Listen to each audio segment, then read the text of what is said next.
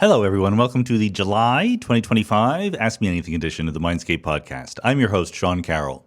As you know, if you listened to last week's solo episode, I'm actually back now from traveling. Maybe you didn't know that. You knew I was traveling, and now I am back. I was visiting Santa Fe, the Santa Fe Institute, among other places. And now I'm back in the good old studio, so the audio quality should be back to where it normally is. And I thought I would start off the AMA with two anecdotes that I came back with from Santa Fe. They're only vaguely Santa Fe related. They're of broader interest, I think. One is when I was driving back to Albuquerque to catch the flight home to Baltimore, killing time, I was looking for a podcast to listen to. In the car is the only time I really have to listen to podcasts. And the algorithm served me up an episode of Amy Poehler's podcast called Good Hang.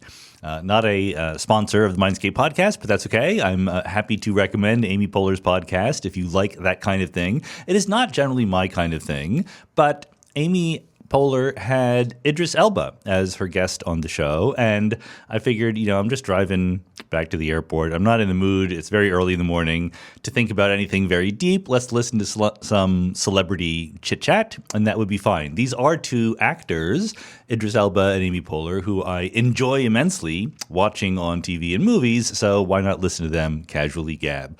But actually, even though I wasn't expecting any deep sociological or scientific insights, I kind of got one, which was interesting. I mean, maybe it's something I should have thought of myself before. They were talking about The Wire. Those of you who have not seen The Wire, I'm going to try very hard not to spoil it, but you should see The Wire. It's the best TV show ever made, and I say that not just because it is set in Baltimore. Idris Elba was one of the stars of The Wire, and in fact, it was basically his breakout role as far as Americans are concerned. And he played a character called Stringer Bell. And Stringer Bell is interesting because he was one of the leaders of a drug gang, but he aspired to be something more than that. He wanted to go legit and be a businessman. He took classes at a local community college on finance and economics and things like that, and he tried his best. And again, no spoilers, but it's difficult to change your role in the system in this kind of circumstance. That's one of the lessons of The Wire. And this is what Amy Poehler pointed out. She said, one of the things about The Wire is the system will not let you go against its wishes in some very tangible ways. Sure, you may be one kind of person and you may want to be a different kind of person, but there are constraints and there are negative feedback mechanisms in the system that surrounds you, the system of the cities, the politics, the economics, the culture, and so forth. In fact, I remember David Simon telling a funny story about when he initially pitched The Wire to HBO, and he said he couldn't quite bring himself to say, it's a story that explores the systematic troubles of the American city. He didn't think that HBO would go for that, but they did anyway. And interestingly then, I think that Amy Poehler was exactly right about that message, but Idris Elba in response said, yes, but the system is people. Is individuals. You can say the system is holding you down or not letting you do what you want, not letting you be different than your assigned role, but the implementation of those desires that you're attributing to this larger than individual system are actually carried out by the individuals. It's the individuals who constitute the system, and each individual is just acting according to their own conception of what their self-interests are, etc. So they didn't use the word, but obviously what they are saying is The Wire is about emergence. It's about how the individual dynamics of lower-level constituent systems, in this case people, come together to make a higher-level system, the system, as they were calling it. It could be the city, it could be the police department, it could be the drug gang, or whatever. And of course that's right. And in fact, it's as Phil Anderson says, more is different. There are things you get out of that collective behavior that you might not have naively expected out of thinking about the individual behaviors. If you had been good enough to exactly simulate them like Laplace's demon, you would have anticipated it. But there is an extra understanding that you get more directly by thinking at the systems level. So one more reason to go watch The Wire if you never have done that.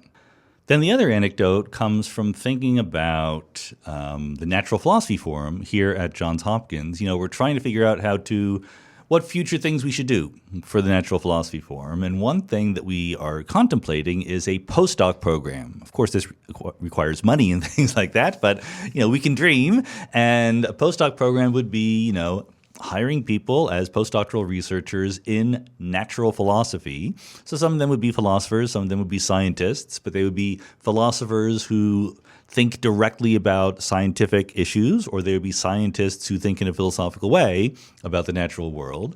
And, they would be able to have other postdocs that they could talk to, and it would be a unique environment. And in that way, it kind of resembles the Santa Fe Institute in the sense that it brings a heterogeneous group of people together who cross-cut disciplinary boundaries in an unusual way, and that leads to interesting synergies that might not otherwise have been there. So while I was at SFI, Simon DeDeo was also there. Simon, of course, is a former Mindscape guest, and I knew him back when he was a cosmologist. He went to grad school in cosmology, got his PhD, and he was a postdoc at the University of Chicago when I was a faculty member there, just doing ordinary theoretical cosmology, much like me. But then his next postdoc, he decided to go to SFI. He thought that there was more interesting stuff going on than in cosmology, and now he thinks about social intelligence. And you can check out the podcast episode we did with him to hear about it. But he had been a postdoc at SFI, so I wanted to get, the inside scoop about what that was like as someone who then went on to a successful academic career later. And he told me a fascinating and important story. The SFI has a scientific advisory board. So what that means is distinguished scientists who are not part of the SFI family come in occasionally, meet as a group and learn about what's going on and offer advice to the president, David Krakauer, another former Mindscape guest, as well as the researchers there, and so on. It's good to get a reality check from the outside world. Responsible institutions do this. The physics department and the philosophy department at Hopkins have both done that just since I've been here. And what Simon says was when he was there as a postdoc, the scientific advisory board asked all the postdocs to do little presentations on their work, and which they did. And afterward, some members of the advisory board reached out to the postdocs and basically said, you folks got to stop doing that. You're doing this wacky interdisciplinary stuff and you will never get jobs doing this.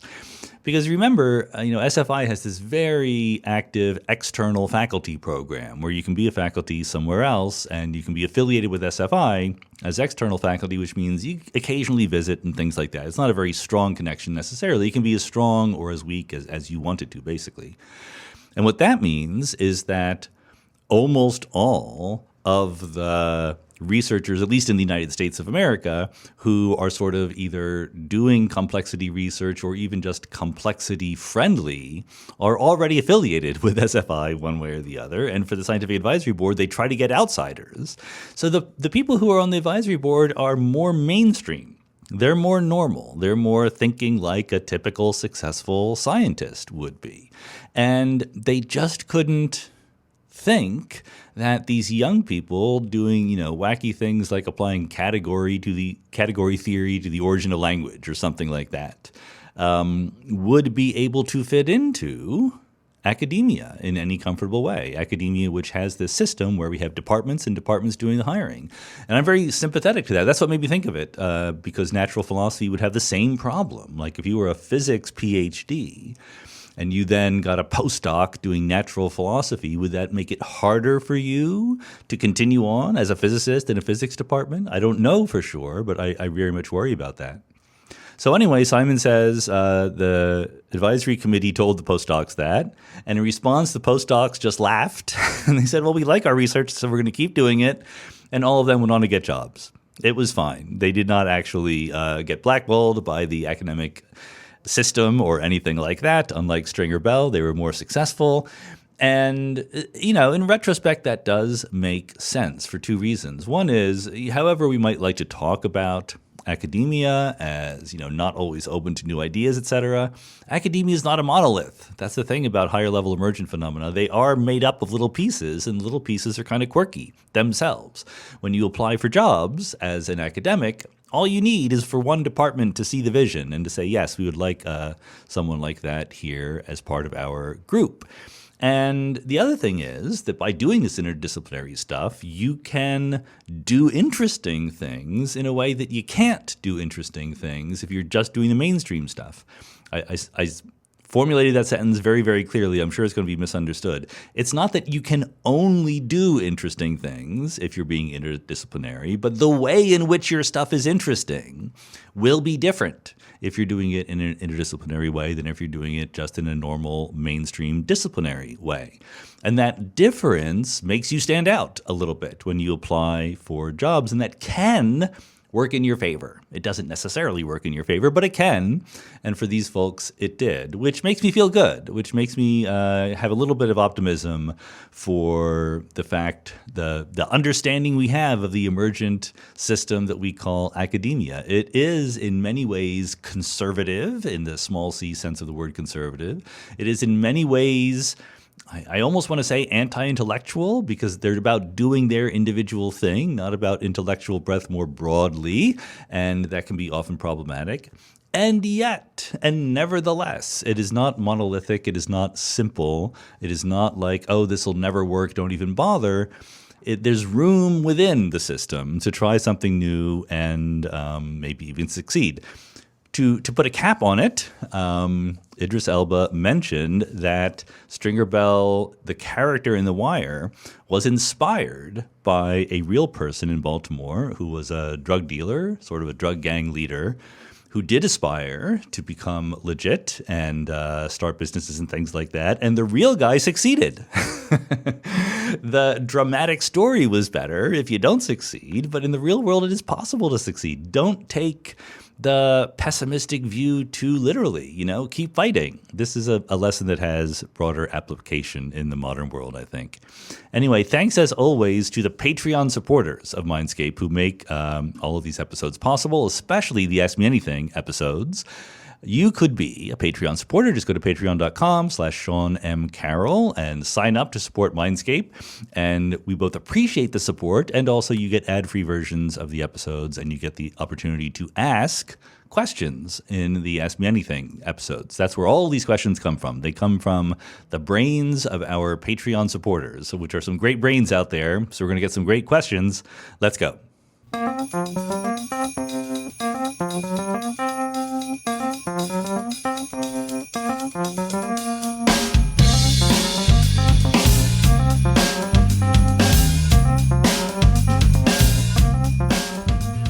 Benjamin Freilich says, do you agree with David Deutsch that abstract knowledge invented via human creativity and free will can alter the number of branches of the quantum multiverse that instantiate such knowledge? I hope you're not going to be disappointed that I'm going to answer that it depends a lot on what you mean by alter and free will and things like that. I'm a believer, and I think that David Deutsch is also, but maybe not, who knows, that human beings are physical systems. So and they obey the laws of physics, including the Schrödinger equation underlying the many worlds interpretation of quantum mechanics and the quantum multiverse. So when you say that abstract knowledge invented by human creativity and free will can alter the number of branches of the quantum multiverse, alter compared to what? Given the situation that the people are in with all of the quantum states of their various particles and their entangled subsystems and so forth, the Schrödinger equation tells you how many branches of the quantum multiverse there will be and what is going to be inside them. Of course, it might not be. So what can I say? I don't think that either David Deutsch nor I thinks that you need to change the laws of physics to take into account human creativity and free will, the laws of physics as we understand them.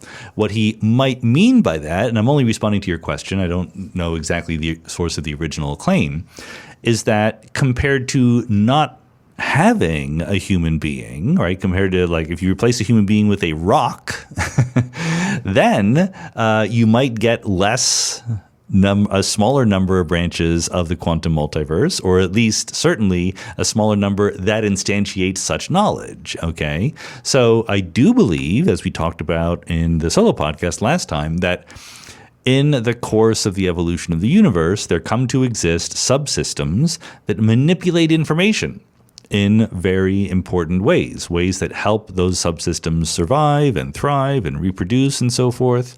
And human beings are among those subsystems. So if the talk about human creativity and free will is just a higher level way of saying that these physical subsystems of the universe latch on to informational capacity in the universe in a way that non-living ones do not, then I'm 100% in favor of that. So can't really answer the question definitively without knowing exactly what the terms are supposed to mean. Tomas Hanlova says, by pure statistics and the number of AMA episodes you've done, I think there must be at least some non-zero number of physics questions you answered, or rather statements you've made, that were objectively incorrect. Whether due to unintentional mistakes or genuine unawareness, would you dare to estimate what fraction percentage that might be, and how much of that would you attribute to slip-ups versus simply not knowing? I'm sure you're right. I'm sure there are at least some non-zero number of physics questions that I've been wrong about. I don't think that I've been wrong. Well, there's different kinds of physics questions, right? A lot of the kinds of physics questions we get here on Mindscape AMAs deal with things like, as we just talked about, the many worlds interpretation of quantum mechanics. So I could be wrong in the sense that many worlds are just not the right interpretation of quantum mechanics. That's completely possible. In that case, a very large fraction of the things that I've said will turn out to be wrong. If rather you're thinking about cases where the physics underlying the question is completely known and agreed upon and we are correct about the physics, but I personally have given the wrong answer about it, I'm sure that that does happen, but I suspect the answer is very low just because I'm the one choosing what questions to answer. I don't think that I would try to answer a question unless I was pretty confident. If the question were about down-to-earth physics stuff, I would not try to answer that one unless I kind of thought that I knew the answer. And I'm probably usually right about that, but certainly not always. So in other words, I'm more likely to be right about a question I think I know the answer to than to a truly randomly chosen question about physics out there in the world. And in particular, I am very aware that I'm not especially good at answering messy real-world questions about implementations of physics in everyday life and things like that. You know, once you get friction and lots of different things involved, then my expertise, my intuition is not very good. That's not the kind of physics that I'm good at. So I don't try to answer a lot of those questions. I don't get that many of those questions either. But the chances that if I did, I would somehow go wrong are high, but I know it. So I try not to answer those kinds of questions. I choose not to answer those kinds of questions. Nile Star says, in your view, is information more fundamental than physical stuff like fields and particles? Could our understanding of reality itself be better framed in terms of information rather than matter and energy? Well, I think fields, particles, matter, and energy are not the most fundamental way of talking about reality. As longtime listeners know, I think that reality is best talked about as a vector in Hilbert space, according to our best current physics. As we just said, that could always be wrong. That's definitely possible. But that's my guess. And the words like matter and energy are useful in some context at a higher level that emerges out of the bare bones description, which is just a vector in Hilbert space obeying the Schrödinger equation. So this is always a problem for people who want to talk about the fundamental nature of reality. We have to admit that we don't know it, okay? And at the same time, we have to admit we don't know nothing about it. If you go back to the podcast with James Ladyman years ago, James is a leader in the understanding of what is called structural realism. And he explains that, you know, you can have a scientific revolution that completely changes your view of what reality is at a deep level, like the revolution from classical mechanics to quantum mechanics. And yet, some things remain, even though you've completely thrown out your ontology of the world and replaced it with something different. The fact that the sun rises in the east every day, that's still just as true under quantum mechanics as it is under classical mechanics, okay? So that structure that gets inherited and conserved as you improve your scientific understanding is what Ladyman and others would claim is the target of your realism. That is the thing you're a realist about, not specific details of your ontology. Okay, so all of which is to say, when you say phrases like physical stuff like fields and particles, matter and energy, things like that, those are all subject to being thrown out as not very important. The question you're actually asking, Niles, is information position a way of thinking about what is more important? I don't think so. I mean, I guess it depends on what you mean. Again, sorry to be always like that, but my view, and I'm happy to have other people phrase things in different ways or emphasize different things, but my view is that there is some universe out there, some physical, real universe. The fact that the universe happens to be mathematically modeled by a vector in Hilbert space as opposed to a set of particles and fields moving in a classical space-time, that doesn't change at all the idea that there's a physical, tangible universe out there.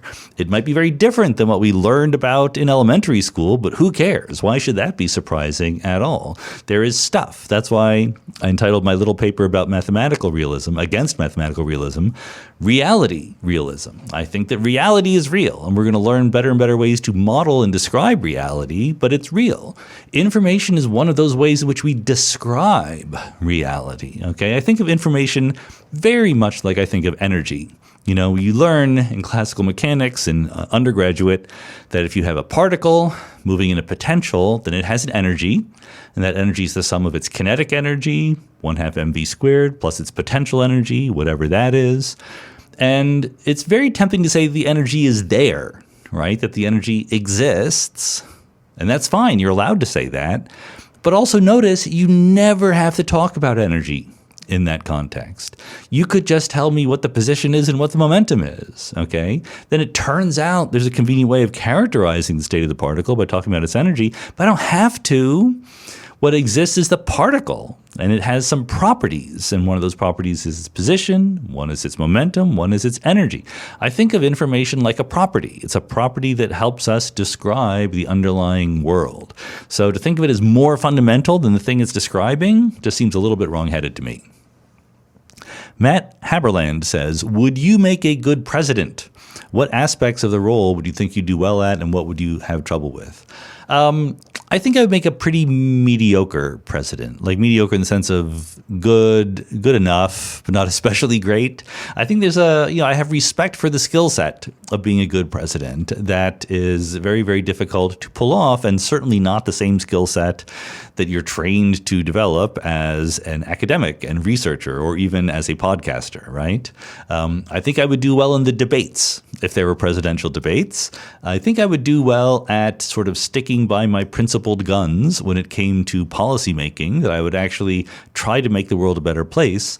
But as a candidate, there's a million things that I would be bad at. Fundraising is a huge thing. Balancing the needs of various interest groups or donors or whatever. I have respect for it. I'm not downgrading the skill. Politics is a story of building coalitions and getting people to vote for you, right?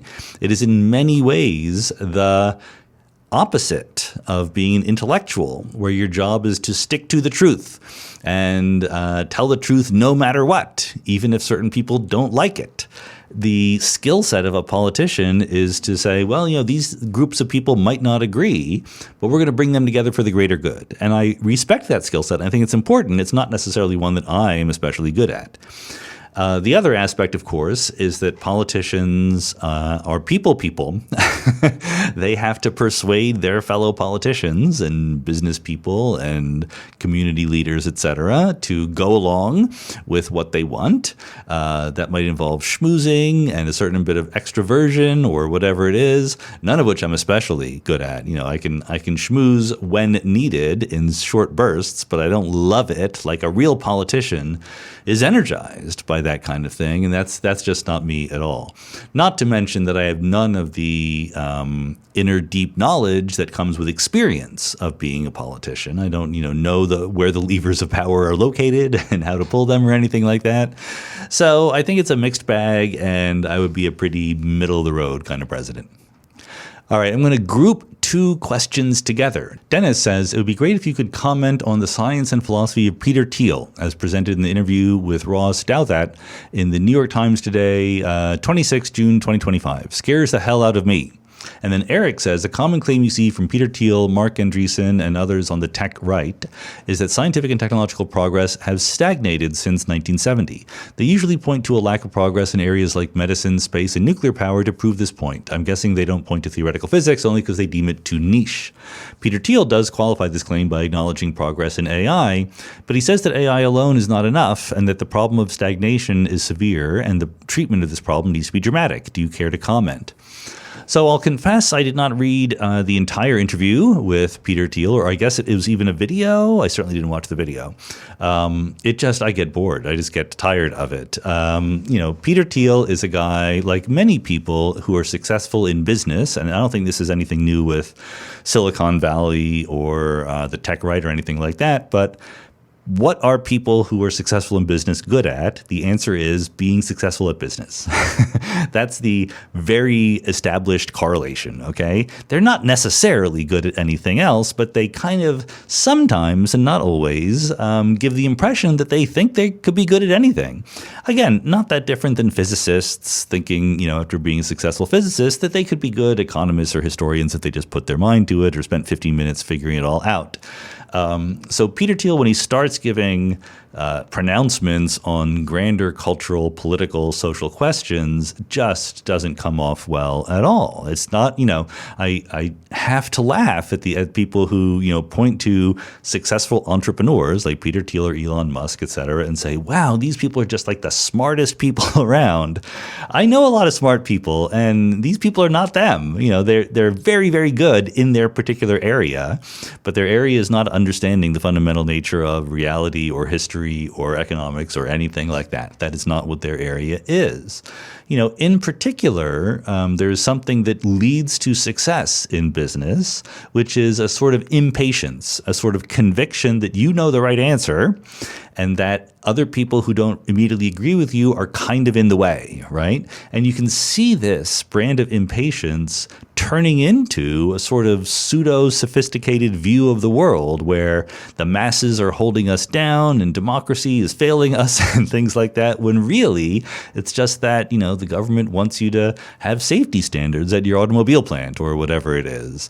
And I'm not that impressed by this view of the world. So in particular, the both questions here talk about this idea that Peter Teal brought up in the interview. Happily, it was near the beginning, so I did read it, of the stagnation in progress. And I'm just, again, completely unimpressed by this.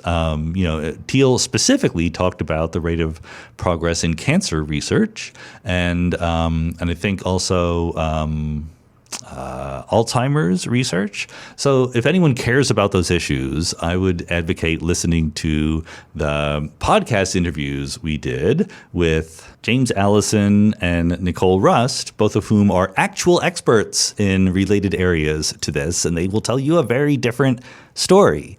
The thing about progress in different technological fields is that it's something that you can easily tend to think should have a natural rate of progress, right? Progress was a certain speed at this time. Progress should always be like that. Why don't we have our flying cars now? We went from not even having airplanes in the year 1900 to flying across the Atlantic in a few decades after that. Why did progress slow down?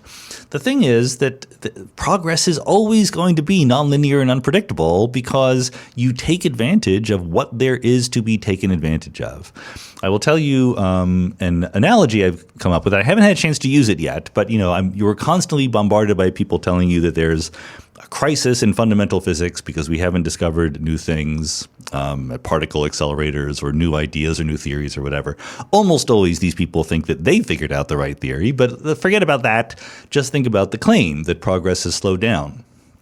The analogy is this. Imagine that you are in New York City, and you have decided to take a train trip across the United States.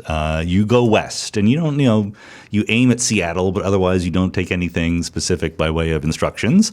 And what you really want is to see cities, right? You like skylines of cities. You're kind of bored with all this nature stuff, these plains and mountains and whatever. What do you really like are cities. And you start west from New York City and you see like, oh my goodness, there's Philadelphia, and then there's Pittsburgh and Cleveland and Chicago, all these great cities with all these great skylines. It's great. And then as you go west from Chicago, suddenly there's no more great skylines anymore, all the way across like 1,000 miles until you hit the West Coast. And you're disappointed. You're like, am I not looking well enough? Am I not doing the right thing to see the skylines out the window of my train? No, that's obviously not what's going on. What's going on is they're not there. You're in a part of the world that doesn't have tall city skylines anymore, and it's not your fault. It's just where you are in the world.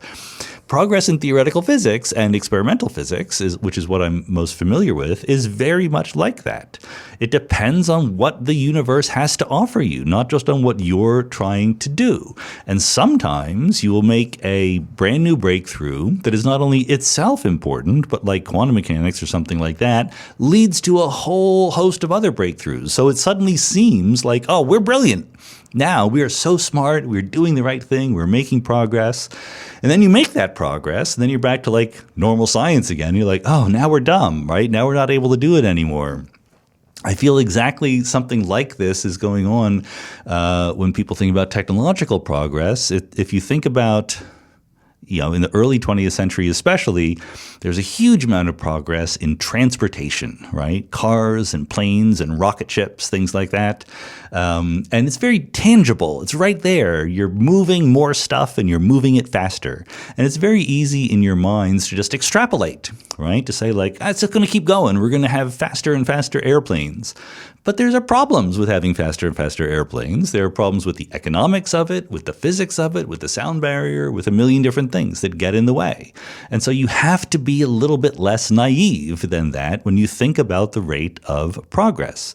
And again, the thing about this group of people is they really love being naive. They really don't want to do the work to understand the things they're talking about at a deep level. That's why you constantly hear this group of people poo-pooing things like reading books, right? They're like, every book should just be a blog post, because they don't have the patience. They don't have the stick-to-itiveness to really get into and appreciate the details. That's why they want to move fast and break things. And so like I said at the start, I'm thoroughly unimpressed. All I can say is it makes me very sad that people like this seem to be taking over the world right now. David Harper says, how do I pick the right graduate school for physics? Should I go out somewhere outside the United States if I'm finishing my bachelor's here? So there's two different sets of issues here, right? One are like forever issues about picking the right grad school in physics. The others are the current weird situation we're in the United States. Should you go outside the United States if you're finishing your bachelor's here? I would take it seriously. I wouldn't necessarily say you have to do it, but I get it if you're taking that idea seriously. I think that if you apply to a grad school here, well, for one thing, it's harder to get in now because there are fewer spaces, because there's less money, because the government has taken away all the money. It would make perfect sense for you to check two things. Number one, what is the level of stability of the faculty who you might want to work with, right? The single most important thing about a graduate school is who you're going to work with as your advisor. Are they going to stay here, or are they looking at opportunities elsewhere? That's something you should always think about asking. In many ways, it's better as an advisor to pick someone who is like young and energetic and ambitious, but those people are also less stable. They're more likely to be stolen away by somebody else. So even not in the current weirdness, that would be a good thing to check up on. And the other thing is the stability of the funding situation. If you went to a certain place, how would you get a stipend? How would you get your tuition remission? Is that coming from grants that might be in danger, or is that coming from the university, which might be a little more stable, but it's still not completely stable? What has the university done in other situations analogous to this? You should check up on all those things. The thing about going elsewhere is that, number one, it can be fun. Going outside the United States can be very educational, right? It's a different kind of experience. Number two, there's a hassle involved moving to another country. And also, if you want to come back to the United States at some point, you're making it harder by going away. You're not making the connections and meeting the people and being introduced to the same sorts of issues and problems that you would be if you stayed here in the United States. And third, other countries are not immune from the kinds of things we're going through in the United States right now. I mean, the United States was a very special place to be a scientific student or researcher because we had a lot of support, and other countries traditionally don't have that much support, and we're sort of going down to their level and going even further below that level right now. But it's something where you shouldn't just say, well, the United States is bad, other countries must be better. You should really check in at a detailed level. So I can't give you a simple answer to that, but I'm willing to say yes, taking the idea seriously is perfectly worthwhile. In the general question, though, how do you pick a graduate school? I'd like to say that choosing your graduate advisor, your PhD advisor, is the second most important choice that you voluntarily make about connecting yourself to another human being in your life other than your spouse. It's super duper influential on your future career who your advisor is, because generally it's not just that they give you advice and they teach you how to be a good scientist, but they have an ongoing research program and you will join that. And sometimes you're just a genius and you figure out how to do things by yourself. That's great. If you're a genius, you don't need my advice. But most of the time, that initial exposure to interesting research problems stays with you the rest of your life, and you start getting some inertia, some momentum that pushes you in the direction of more and more research in that area. And very often people do for their whole career research that was more or less set as an agenda back in graduate school. So take that possibility into mind and take very, very seriously who your advisor is going to be, which means, number one, look for places that have specific advisors you like. Like, don't just say, well, Harvard, Princeton, Caltech, those all sound good, right? Look very, very carefully at, number one, who the people are who are there. Read their papers, okay? Look, it's very easy right now to look online and say, what papers have these people written in the past 5 years? Ask yourself, what are the papers that I would have most liked to be a co-author on? And then number two, what is those people's style of working? Do they collaborate with graduate students a lot? What graduate students have they had? Have those graduate students gone on to be faculty members elsewhere? Do they write papers with their graduate students, or do they let their graduate students do their own thing? And these are things you can figure out in part by looking at the published track record, but also in part just by talking to people who are grad students or even the faculty there right now.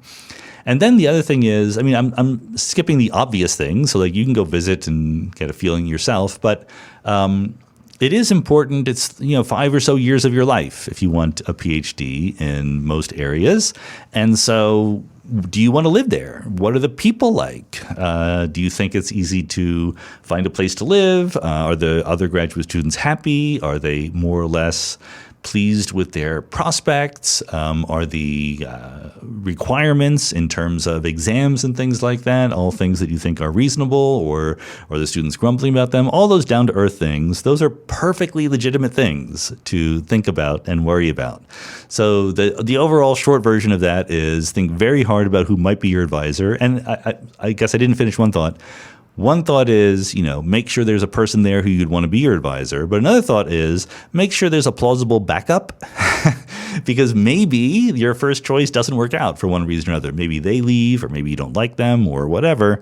Having at least two people who you might plausibly work with is a very good thing. So having that and having some idea that you might actually like being at that place, these are the things I would most keep in mind. All right, I'm going to group two questions together. Tyler Whitmer says, in the Brian Van Norden episode, you had a discussion of Nagasena's chariot explanation of anatta, no self. And you noted that there's a similarity to the concept of emergence. Did that make you want to learn more about that aspect of Buddhist philosophy? And Adam Rotmill says, in the episode with Brian Van Norden, it sounded like you were able to interpret some aspects of Buddhism and Chinese philosophy about identity, for example, as early precursors to what you might now call poetic naturalism. The idea of being called by a name for expediency, while the truth can be told is not the eternal truth. I wonder if you could expand on that common ground or anything else that stood out to you from reading Van Norden's book prior to the episode. I think it's just a fascinating connection to see between materialism and Eastern philosophy. So I'll say two things. On the one hand, in principle, I think that there might be lots of connections between Eastern philosophy and modern ideas, whether it's poetic naturalism or anything else, and those ideas are very interesting to think about. So all in favor of that in principle. On the other hand, I'm not actually that invested in any ancient philosophies at all, whether they're Western or Eastern or anywhere else. There is a feature of growing up in the Western world that you learn more about Western philosophy than Eastern philosophy. So there are natural examples that I will draw on from Lucretius or Aristotle or whatever, whereas someone who was brought up in a Chinese philosophy tradition might bring up examples from Lao Tzu or Confucius or whatever, but they're just examples. I'm not going to learn anything about quantum mechanics by reading any of those people. You might get some good ideas, but you might also get some good ideas by reading recent people, okay? So again, I'm not downplaying the importance of ancient philosophy. I'm saying it's just not central, whether Western or Eastern, to my particular brand of doing philosophy. I'm not interested in the history of it. The history of philosophy is fascinating to me for historical, personal reasons. It is more or less not useful to me for occupational or research level reasons. Denver Naker says, recent discussions on Star Talk about the possibility of our universe being inside of a black hole. I'm curious to know your take. What are the possibilities? Is it merely conjecture or could we prove it? So I talked about this before, but sometimes I just like to talk about some things again because, if it's new to you, then it's new. But, you could always, there are various ways of searching the archives for me talking about these things. The brief story is no. We do not live in a black hole. It's done. There you go. Up to, of course, the caveat that who knows, anything is possible, as we like to say here on Mindscape. There's no reason to think we live in a black hole. There's no evidence that we live in a black hole. How about that? For two reasons. Number one, black holes are, by their definition, objects in a bigger space-time. Right? They're not all of space-time. They're inside somewhere. When you have a black hole, you have an event horizon that separates the black hole from the rest of the world. As far as we know, there isn't anything outside of our universe for it to be a black hole inside. Okay? There's literally zero evidence of anything like that. The second reason is that the whole point of being in a black hole is that in the future, you are going to smash into a singularity one way or another. There's, again, zero evidence that that's going to happen here in our universe. In fact, the opposite. Our universe is expanding and accelerating apart, and it's not headed toward a singularity as far as we know. It's headed toward empty space. That's the opposite of what you would expect if you were in a black hole. There is, as I do say every time I talk about this, a singularity in our past, according to the classical theory, or in whatever replaces the classical theory, there will be whatever replaces that singularity. And that makes it more like we live in a white hole, if anything. A white hole is the time reversal of a black hole. And just like black holes have singularities in your future, white holes have singularities in the past. So if you want to, I don't know why people like this idea so much. Like this idea just keeps coming up over and over and over again. I don't know why, but people really want to push it. And my advice would be, if you really want to push it, push the idea that we live in a white hole, not in a black hole. Matthew Hines says, on the subject of universities versus Trump, it strikes me that an important debate needs to happen, which isn't happening across the partisan divide. I listened to a recent podcast by Jordan Peterson, who defended the Trump administration's approach while lambasting universities such as Harvard for their DEI policies. As someone who's spoken out against the persecution of the universities, would you consider talking to someone from the Trumpist right, such as Peterson, and subjecting their arguments to a rigorous examination? I think it's unlikely that I would really get anything out of doing something like that. What would the goal of that be, I guess, is the question to ask. Sometimes it's absolutely worth talking to the most crazy, wild, useless people across the aisle, not because you want to talk to them, but because you want to reach a broader audience who might be more interested in listening to an interaction between two sides than just listening to one side or another.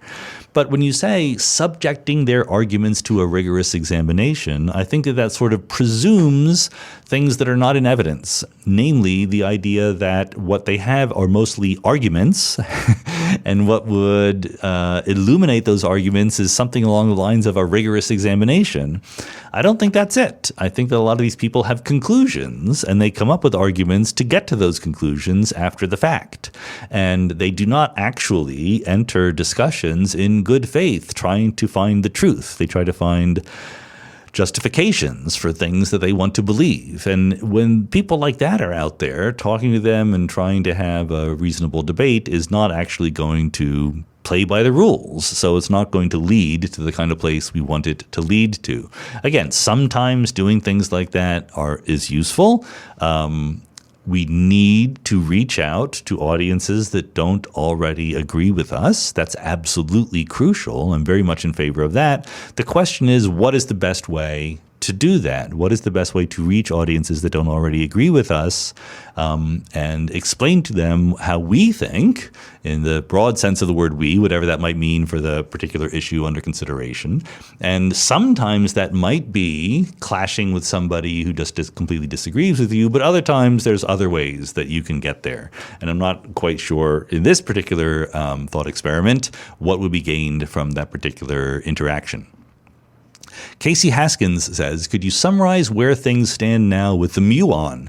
Has any discrepancy turned out to be significant? I've not been following the muon, which is a little elementary particle, very closely. For those of you who know, the muon is the heavier cousin of the electron, and which makes it sort of really good to study for some reasons, really difficult to study for others. With Kari Tesarotti, we talked about building a muon collider, like a whole collider that was smashing muons together. The reason why that's a good idea is because muons are heavier, substantially heavier than electrons. You can put a lot of energy into a muon at the same velocity and therefore reach higher energies when you collide them together. The problem is the muons are unstable, right? They don't hang around forever, so they're kind of delicate to deal with. There have been recent experiments both looking at decays of the muon and at the anomalous magnetic moment of the muon that I did a solo podcast a while ago mentioning that there were anomalies, that there were experimental results that seemed to not agree with the predictions of the standard model of particle physics. Maybe these were evidence that we're finding some hints of new physics. My impression is that those have not held up to further scrutiny. In particular, the magnetic moment of the muon, there was already at the time a worry that there was a discrepancy between the theoretical prediction and the measurement, but there was also a discrepancy just within the world of the theoretical prediction. Okay, in other words, there were different ways of doing the theoretical prediction that were getting us slightly different answers, and one answer kind of agreed with the experiment and the other didn't. And my impression, not having followed very closely, is that there's more belief now that the prediction that already agreed with the experimental measurement is the one that is more reliable. So there never really was an anomaly there at all. So the decay thing, I don't really remember any progress on that. So anyway, the overall excitement that the muon might be teaching us something new, I think in the last couple of years has gone down rather than gone up, which was always the way to bet. There's not because there never will be a new experimental discovery, but most halfway there experimental discoveries go away rather than becoming more firm with time. So the smart way to bet is that any individual one will go away, even if at some point, we are bound to get one that doesn't. David Kudaverdian says, I often hear you say that the many worlds interpretation of quantum mechanics follows directly from the Schrödinger equation always holding. Recently, I tried to explain this to a friend, but they asked an interesting question. Why couldn't the Schrödinger equation always be valid, yet macroscopic objects that strictly follow it end up in a state that seems collapsed to the quantum Laplace's demon? Sure. There are two parts of saying that many worlds, that there are many worlds resulting from the idea of the Schrödinger equation and the quantum state, which is originally Everett's idea for what he called the theory of the universal wave function. Number one, that the Schrödinger equation always holds, and number two, that the Schrödinger equation naturally leads to multiple distinguishable branches. Okay, how do you know that second part is true? Well, you can just do the examples. There's examples where you can solve the Schrödinger equation exactly, and you can show that in a very robust, predictable way, you get multiple decohered worlds. In particular, whenever you're doing a measurement of a system that was in a superposition of multiple possible measurement outcomes, the absolutely everyone agrees that the Schrödinger equation by itself predicts that the universe evolves into a superposition. In one part part of the superposition, there are some people, some scientists who think that the measurement came out one way, and in other parts of the superposition, there are some scientists who think it came out the other way. The only question is, do both those parts actually survive and go on to be separate worlds? Everett says yes, other people disagree. David says, former Mindscape guest Raphael Busso has published a preprint extending the Penrose wall result, that spacetime singularities exist, not just in classical general relativity, but even in a semi-classical world, allowing for some approximate back reaction from quantum fields onto the spacetime manifold. Busso worked in a limit of infinitely many quantum fields. This somehow fixes the semi-classical geometry, allowing for a firm definition of time, Schrödinger equation, etc. I'm interested in the method more than the result. It seems like ADS-CFT, a great toy model allowing deep insights, but that might be hard to make directly relevant to our world. Does this feel like a one-off gimmick, or might it have broader lessons as Maldasena's idea has had? So I saw the title of the paper in the abstract, but I haven't read Raphael's recent paper, so you'll forgive me if I am a little cautious or imprecise in talking about it. But I will say a couple things. The idea of having infinitely many quantum fields to sort of suppress quantum fluctuations and make things look classical, that's a perfectly legitimate idea, especially if what you want to do is prove some theorems, right? The problem with quantum gravity is it's hard to prove theorems because you don't know what the axioms are. You don't know what the theory itself is. So proving believable theorems is very, very difficult. You might therefore want to make an unrealistic assumption or a set of approximations that allows you to get a rigorous result. And then you can't expect to sort of just take this result and extend it to circumstances where your approximations aren't valid. So I would kind of doubt off the top of my head that this method will be of great generality. It helps you get a result, but it's also not physically realistic, so I'm not sure what to think. The other thing I will say is that the very idea of having a theorem that shows you that there are singularities in certain circumstances, historically super duper important, right? The Penrose, Hawking, Garrosh singularity theorems was very important in the early days of black holes, but it can still be a little bit misleading because people think, I have a theorem that says there's a singularity, therefore, conclusion, there's a singularity, right? But that's not the right conclusion. The right conclusion is your theory has broken down. And that's the right conclusion just as much if you get this in a what we might call a semi-classical world, where you have quantum fields on a classical spacetime, as it would be in a completely classical world. The conclusion you draw, the lesson you get from that is that this theory is failing you at that particular point. It is not a theorem that says there definitely is a singularity there. So really the lesson here is that even with infinitely many quantum fields, you will hit a point where you need true quantum gravity and things are different. So I was kind of already convinced of that, so I'm happy to see it verified. Maki Ojin says, does true randomness exist in our universe, or are we just limited by our ability to model things correctly? Are quantum fluctuations only random as far as we know, or is that randomness predicted by some mathematical logic we know for sure it is random? Well, we don't know for sure that it is random. That's always true. There are very, very few things that we know for sure. What we can ask is, in the context of a specific picture of quantum mechanics, are there true randomness, right? And different pictures of quantum mechanics give very, very different answers to those questions. In stochastic objective collapse models, like Penrose's model or like what is called the GRW model, there is true randomness in the world, full stop. In things like pilot wave theories, hidden variable models, there is no true randomness. There is only ignorance of the values of the hidden variables, okay? But apparently that ignorance is absolute. There's no way to know ahead of time what those values are. So in practical terms, there is really true randomness. Even though God doesn't think it's random, every human being or every other agent embedded in the universe does think it's random. That's the best you can do. Everett, with many worlds, of course, is a weird hybrid where the underlying dynamics are completely deterministic, much like hidden variable models. And there's nothing you don't know about the wave function of the universe, so that's different than in the hidden variable models.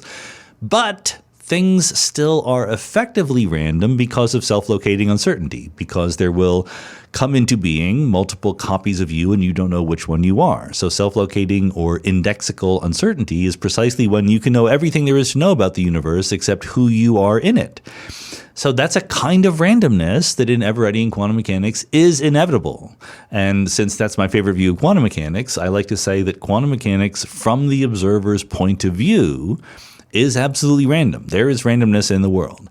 Maybe tomorrow we come up with a better theory that is not quantum mechanics and can get rid of that. Good luck with that. I'm a little skeptical, but who knows? Could happen. PT Milo says you typically push back somewhat on the importance of emergence being observer dependent by pointing out that the landscape of macroscopic observables is far from arbitrary. But is this enough? Even if there is an infinitely large swampland of configuration space, Sorry, I think I'm parsing the sentence incorrectly. Even if there is an infinitely large swampland of configuration space, then those can result in stable... Yeah, there's a missing word here. Then those that can result in a stable macroscopic compression. There could still be an infinite set of possible observer macrostate compressions. Right now, it's easy to imagine intelligence with no more use for temperature than Laplace's demon, but like us, generates highly stable intersubjectivity and compression. Doesn't it seem that if some of the best explanations turn out to be essentially anthropic, they would require us to say the most we can about the measure of the selection space that varies both the observed macrostate and the observer macrostate? So I hate to say it again and again, but it's possible. There are things that are possible. Let's talk about what we have evidence for or reason to believe. We human beings look at the air in the room around me and we say, I can describe this in terms of macroscopic variables like average velocity, temperature, pressure, density, humidity, things like that. Okay. And we know that underneath the surface, there's really molecules and atoms bumping into each other. And so the question is being raised. There's a particular map going from the space of all possible configurations of the atoms and molecules to this emergent higher level description, temperature, pressure, density, etc. And here's the interesting thing. Not only can you define those variables, but once you've defined those variables, two amazing things happen. One is you can more or less describe the dynamics of the air only in terms of those variables for most of the possible things that can happen. Not everything, because you could go outside the realm of applicability, but for most things that will happen, you don't need to know the microscopic state of the molecules in order to say what will happen. You only need to know those macro variables. And number two, those macro variables are macro observable. They are surveyable in David Albert's formulation. I can measure them. I can have a temperature gauge and a barometer and things like that, okay? So I both have this higher level emergent description that is kind of autonomous, it works in its own right, and its quantities are graspable and measurable by me, okay? So the question is, could there be other very different sets of variables that have both of those properties, or even one of those properties but not the other? Yeah, maybe. There could be. My surprise is not that there's only one, but that there's even one. I mean, maybe there's others if you just want to coarse grain even more or something like that. But I think it's kind of amazing in the set of all possible physical behaviors that there exists the ability to tell what the future behavior of the air is going to be like without knowing all of the details. Certainly, if I just randomly, generically threw away information about the microscopic state, I would be very quickly left completely unable to make predictions. The fact that I can throw away so much of it and retain my ability to make predictions is amazing to me. Is it possible there's a completely different set of variables that would do just as well? Sure, it is completely possible. I would be very, very interested to see an explicitly worked out example of some microscopic dynamics, even if it's completely unrealistic, right? Just a completely made up model of microscopic dynamics with two completely different coarse grainings that give me equally good understanding of what is going on, okay? That would be great. As far as I know, I've never seen such a thing. So I encourage people to try to get it. I would be fascinated if it were true. Matthew Hall says, why were so many people surprised in 1998 by measurements that indicated a non-zero positive cosmological constant and the existence of dark energy? Didn't cosmic inflation suggest a geometrically flat universe?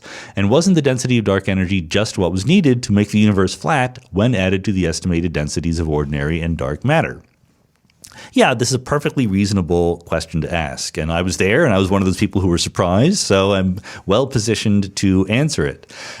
People did recognize in 1997, before we found the acceleration of the universe and the dark energy, that it would be good to have a cosmological constant not be zero. Okay, it would solve some problems. The most obvious problem it would solve, like you said, is that we weren't able to find the right density of matter to make the critical density, which was predicted by inflation, and even without inflation is still sort of a more natural density for the universe to have. But it was okay. The fact that we couldn't find the density of matter that we needed wasn't by itself taken as very, very strong evidence. Maybe it should have been taken, but you have to understand the history here. As we did cosmology in the 1970s, 80s, and 90s, the better we got at measuring the amount of ordinary and dark matter in the universe, the more of it there was. There was just a tiny amount of ordinary matter, and then you realize, oh, there's dark matter in galaxies, and you realize, oh, there's dark matter in clusters, and you're discovering more and more. So cosmological observations in the 80s and 90s were not at the very reliable, high-precision stage that they are today. And, we didn't even know the Hubble constant to within a factor of 2. But when I was your age, some people thought it was 50, some people thought it was 100. Okay, so factors of 2 in cosmological observations were thought like, we got to keep those possibilities in mind. And so there were plenty of people who held out hope that as we looked more and more for more and more matter in the universe, dark matter and ordinary matter, we would find enough to make the critical density. I do think that in retrospect, some people, Netta Bakal in particular, were persuasively making the case that that was not going to happen. But it was always a prediction, right? It was always like, I'm predicting that we won't find more matter as we look at more and more places. And it's easy to be skeptical about that, okay? So that's one thing. The other thing, I guess there's three things that I can mention. The second thing is maybe inflation is wrong, or maybe the universe just is open, negatively curved, right? That was absolutely on the table. But the third thing was people took the cosmological constant problem and the coincidence problem very, very seriously. So to remind you what these are, the cosmological constant problem is once you admit that in effective quantum field theory, there can be a vacuum energy, and you can estimate what size it should have from naturalness perspectives. The answer is much, much, much, much, much bigger than what we actually observe. That's the cosmological constant problem. The coincidence problem is that if the cosmological constant is of the same order of magnitude as the energy in matter and radiation, which we think it is right now, same order of magnitude, it's about 2 or 3 times bigger, so that's within a factor of 10. That's a very temporary phenomenon, cosmologically speaking. If they're the same order of magnitude now, then at a redshift of 1,000, which is still long after the microwave background, they were different by a factor of a billion, right? That's a lot. So people thought that was a coincidence, and that would be weird for the cosmological constant not only to be non-zero, but to be just the right value to be observable today, but not in the past, okay? And the cosmological constant problem, even though we didn't know the solution to it, certainly did not.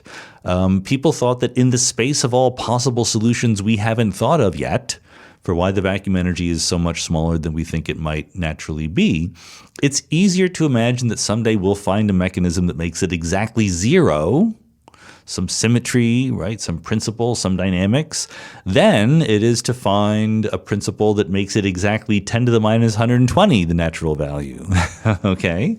So, and that's perfectly reasonable, all of that stuff. Indeed, the only mechanism at the time in 1998 and maybe even still today that quote unquote naturally explains the observed value of the cosmological constant is the anthropic principle. Steven Weinberg had written a paper that predicted pretty straightforwardly, if the reason why the vacuum energy is small is for anthropic reasons, then we should expect to find it at a non-zero value, which is same order of magnitude as where we actually did find it. But people don't like the anthropic principle, right? So that they thought that, well, if we find Joe Polchinski told me if we found a non-zero cosmological constant, he would quit doing physics. Because and this was before 1998, he said, the only possible explanation is the anthropic principle, and I can't stand it. He changed his mind, as we all do when we were confronted with data, but that was the opinion a lot of people had. In retrospect, you can say we should have known, but there was also other alternatives. There were cosmological worries, but maybe the dark matter is warm dark matter rather than hot. Maybe it's a mixture of hot and cold. Maybe there is spatial curvature. Maybe there's tilts in the spectrum of density perturbations that are fooling us somehow. So the cosmological constant was one good idea, but it was far from the only idea that people were contemplating at the time. Brendan Barry says, I was wondering if you could further discuss the distinction between quantum wave function and the matter fields in quantum field theory. For example, in a double slit experiment with electrons, prior to interacting with the screen, are the quantum wave function for the position of the electron and the amplitude of the electron field across space identical? Are they peaks and 0 points?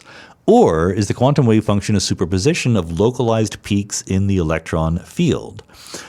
Well, I worry a little bit about those localized peaks. So in general, the quantum wave function is certainly not a superposition of localized fields of localized peaks that look like electrons.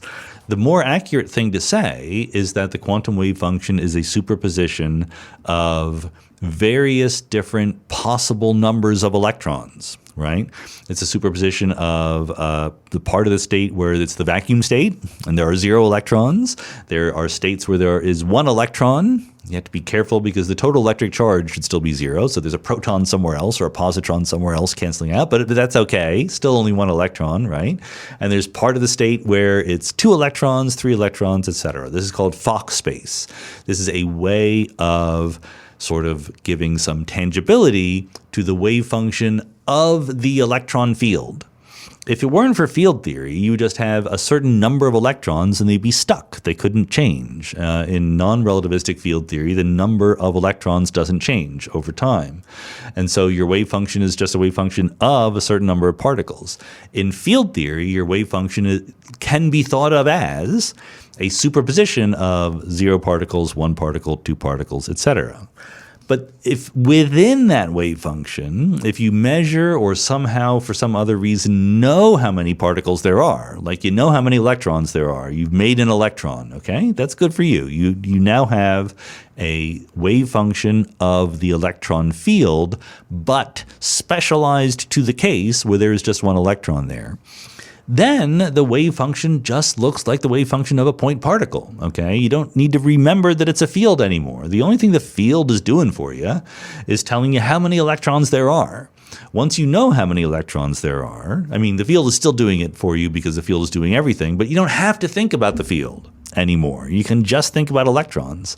So you can think in the 1 electron sector of the wave function as just being an ordinary wave function of an electron. That is to say, psi of x, where the electron is, okay? And there's nothing about that psi of x that says that it's a localized lump. The electron wave function could be spread out all over the place, as far as you know. That's completely compatible with quantum mechanics. So I find it most useful to think in these 2 stages. The first thing is that the wave function of the field can be thought of as a superposition of different numbers of particles. And then within any part of that superposition with a definite number of particles, it's just a wave function of a number of particles. Noah Worcester says, priority question. Remember that once in the lifetime of every Patreon supporter, you can ask a question that I will do my best to answer, and if you label that a priority question in the AMA. Noah says, I feel like my understanding of decoherence is incomplete. Perhaps you could correct me. We know that decoherence, and as a result, Everettian branching, is caused by an individual quantum system becoming entangled with the wave function of the wider universe. But what about isolated systems, like a black hole? Does everything inside remain in a superposition? If so, would many worlds branching even occur? There is a sort of simplistic answer to this and a more sophisticated answer that I'm less confident about, so let me give you both. If you truly have an isolated system, then it generally remains in a superposition in some way of talking. I mean that by often your isolated system will also kind of have an environment, right? If you're really thinking about Schrodinger's cat inside the box, it's perfectly allowed to think of that as a system, which is the cat, and an environment, which is photons and air molecules and things like that in the room. And in that case, even in the box, before you open it, branching has already happened, okay? And then here's the tricky part, okay? So anyway, that is just to say, I'm allowed to talk of the box in which Schrodinger's cat is in as having a superposition. I'm also allowed to talk about it as if there are two different branches. Branches are always ways of talking. They're always convenience. There's always another way of talking, which is the whole wave function of the system, right? And that can always be a superposition. So how should you talk about it? Well, it's up to you. The usual way of talking about it would be that once you open the box and look in, then now you become entangled with the cat. And if there were two branches inside before, there's now two branches outside, one with an observer who sees the cat awake and the other, the observer, sees the cat asleep. Did that outside world have two branches already, even before it became entangled? That's up to you. You are allowed to talk about it either way. So I would say, the reason I'm talking about Schrodinger's cat is, I would say much the same thing goes for the black hole. You know, like you say, there can be events inside the black hole that we would ordinarily think of as leading to branching of the wave function.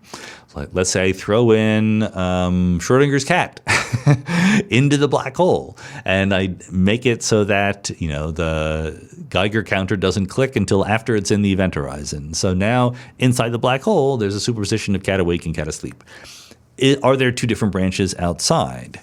Well, I think that you can think of it either way, but there's no reason to think of it as being well, let's put it this way. There is nothing that you can do outside that could resolve the question, am I on the branch where the cat's awake or the cat's asleep inside the black hole? Okay, you can't open the box. That's the important thing about it being in the black hole. So I would argue that in that case, the sensible thing to do is to treat it as the whole wave function, right? To not break it into branches inside the black hole. And that has nothing to do with Schrodinger's cat. All sorts of quantum mechanical things going on would have that property inside the black hole that from the outside point of view, it's best to treat it still as a superposition of many things going on. I would say the same thing about our cosmological horizon. You know, sometimes you'll see pictures of the multiverse where we live in some little bubble of the universe, and then outside there's all these other bubbles of true vacua that have gotten created by bubbles nucleating out of false vacua. And in some very real sense, that's all nonsense, because what's really outside our horizon is a quantum superposition of many, many different possibilities. And there's no sensible way to identify what branch we are on. So I guess to me, and this is kind of tentative, I don't 100% think that this is something you have to agree with, but I think that to me, in the Schrodinger's cat in the box case, the fact that I know a very definite procedure that will entangle me with what's inside the box licenses me to think about already being branched. You know, I'm already on one of those branches or another. I just don't know which one I am yet. I'm allowed to talk that way. Whereas if a system is inside a black hole or outside the cosmological horizon, there's no way operationally for me to actually branch by becoming entangled with what's inside. So therefore, it makes more sense for me to think of that as an existing superposition. But I'm open to thinking about this in more sophisticated ways. Marcin Chady asks another priority question. Eternalism posits that all moments of time are equally real, and the general theory of gravity states that energy bends spacetime. So if both are true, then the Earth a second ago and the Earth a second in the future both affect my spacetime as much as the Earth right now. I've reread the first volume of The Biggest Ideas in the Universe, and the formulation of the energy momentum tensor seems to allow for that interpretation, but you don't state this explicitly. Is this because it remains in the domain of interpretation, i.e. energy can be considered either as concentrated in one instant or spread over the time axis? And if not, doesn't it conclusively settle the question of whether eternalism is true? I certainly don't think that it conclusively settles the question of whether eternalism is true. I'm not quite sure how that would be, but I think that there's an earlier misconception here, because you say both the Earth a second ago and the Earth a second in the future both affect my space-time as much as the Earth right now. That is certainly not part of eternalism at all. Eternalism says all moments in time are equally real. It doesn't say that moments in the future and moments in the past affect moments in the present in exactly the same way as things going on in the present do. As far as I know, nobody who thinks seriously about either eternalism or presentism thinks there is some experimental observational distinction between them. Physics works exactly the same in both pictures. It's just a matter of what you attribute reality to. It's a philosophical stance, okay? The dynamical equations, let's put it that way, that tell you how the gravitational field around you right now are created by other parts of the universe are exactly the same under an eternalist point of view or a presentist point of view. I think that one of the reasons why presentism becomes less popular over time is that in a Newtonian universe, it might have made sense, right? In a Newtonian, I mean, it wasn't necessarily correct even in a Newtonian universe, presentism, but it might have made sense because there is a preferred way of slicing space-time into space and time. In special relativity, and certainly in general relativity, if you try to say, well, only the present moment is real, people are going to look at you like you're a little wacky. Like, who defines what the present moment is? There's no obvious way to slice space-time into a preferred present evolving in time. So it's not that there's some experimental difference between presentism and eternalism. It's just that once relativity comes along, presentism just becomes very difficult to imagine that it's being a fundamental, useful way of thinking about reality. Tim Converse says, in the May AMA, you were asked about the last time you said or thought, WTF. What the fuck, I think that's supposed to mean. I'd like to ask a similar question, but restricted to science. Over the time frame of your professional career, what was your biggest WTF moment and or your moment of biggest surprise, if that's different, about a new scientific development? It could be a theoretical development or an experimental one, and within physics or outside of it. I mean, I'm not even going to go outside it about physics because there's a huge number of things where they're surprising in the world. I mean, my goodness. But in physics, I think there's a very obvious answer, which is exactly what we were just talking about, the acceleration of the universe in 1998. You know, I was a co-author on a review article with Bill Press and Ed Turner on the cosmological constant. I think it got published in 1992 or something like that. So a good number of years before the discovery of the actual acceleration of the universe. And, I was in charge of the theoretical side of things. Ed was in charge of the observational side of things. Bill was in charge of the analytic side of things. He wrote these wonderful computer codes to show how structure formation and things like that would be different in a universe with a cosmological constant. And so as part of as the person who was supposed to write the theoretical parts, I wrote the parts that had to do with, here's why we don't actually think the cosmological constant would be real, okay? And I talked about the cosmological constant problem, but also the coincidence problem.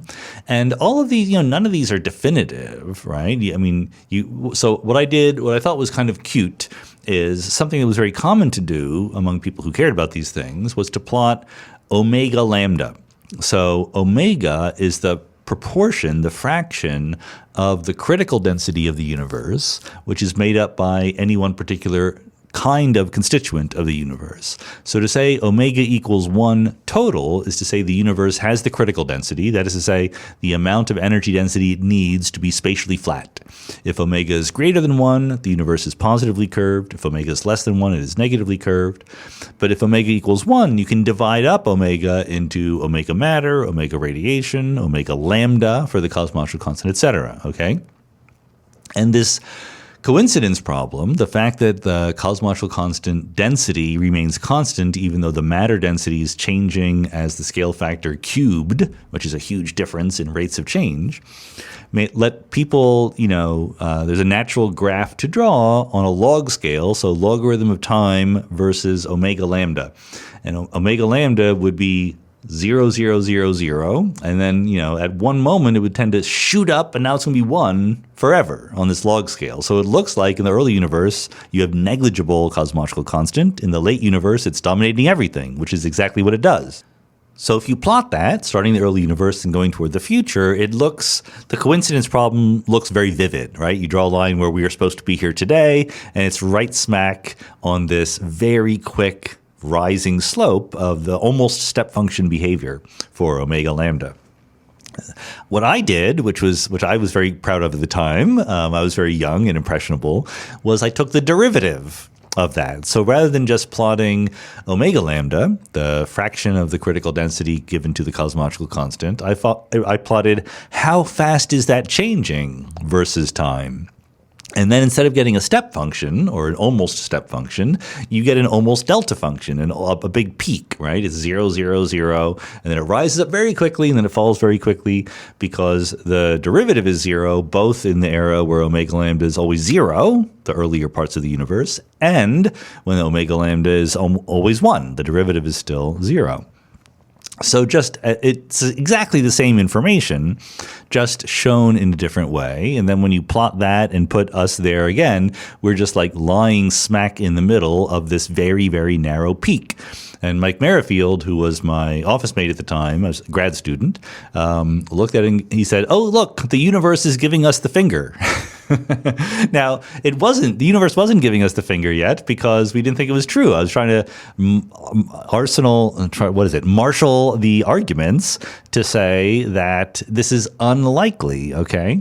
We all knew it was possible. That's why we were spending time writing a review article about it, but we were being honest and we were saying, yeah, it might be, but probably not. The other thing to mention, which we talked about in the paper, is this wasn't the first time. The 1990s were not the first time when people said, well, if only we had a cosmological constant, that would solve our problems, right? That was what Einstein said in 1917 or whenever it was. The problem he had was, why is the universe not stationary over time? Why is it supposed to be expanding or contracting? There's another era in the 60s where it looked like there was sort of a hesitation or there's like too many galaxies with the same redshift. And they said, well, if there was a little cosmological constant, it could make the universe sort of start accelerating and then stop. And then, you could explain this phenomenon, but then it just went away when the data became better.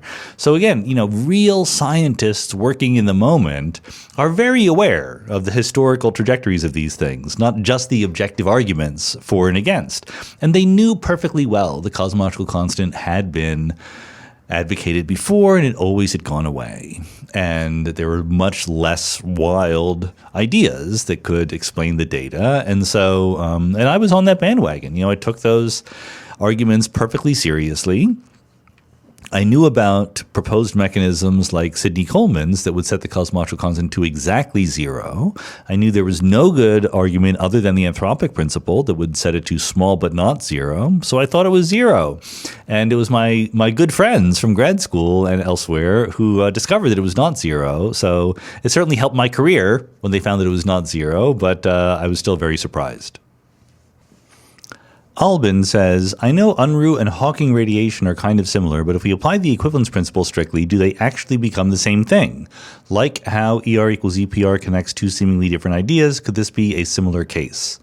So for those of you who don't know, Hawking radiation, of course, is Stephen Hawking's idea from the 1970s that in the vicinity of a black hole, the quantum mechanical vacuum will lead to the emission of particles from the black hole, Hawking radiation, and you can calculate the temperature. It has to do with the mass of the black hole.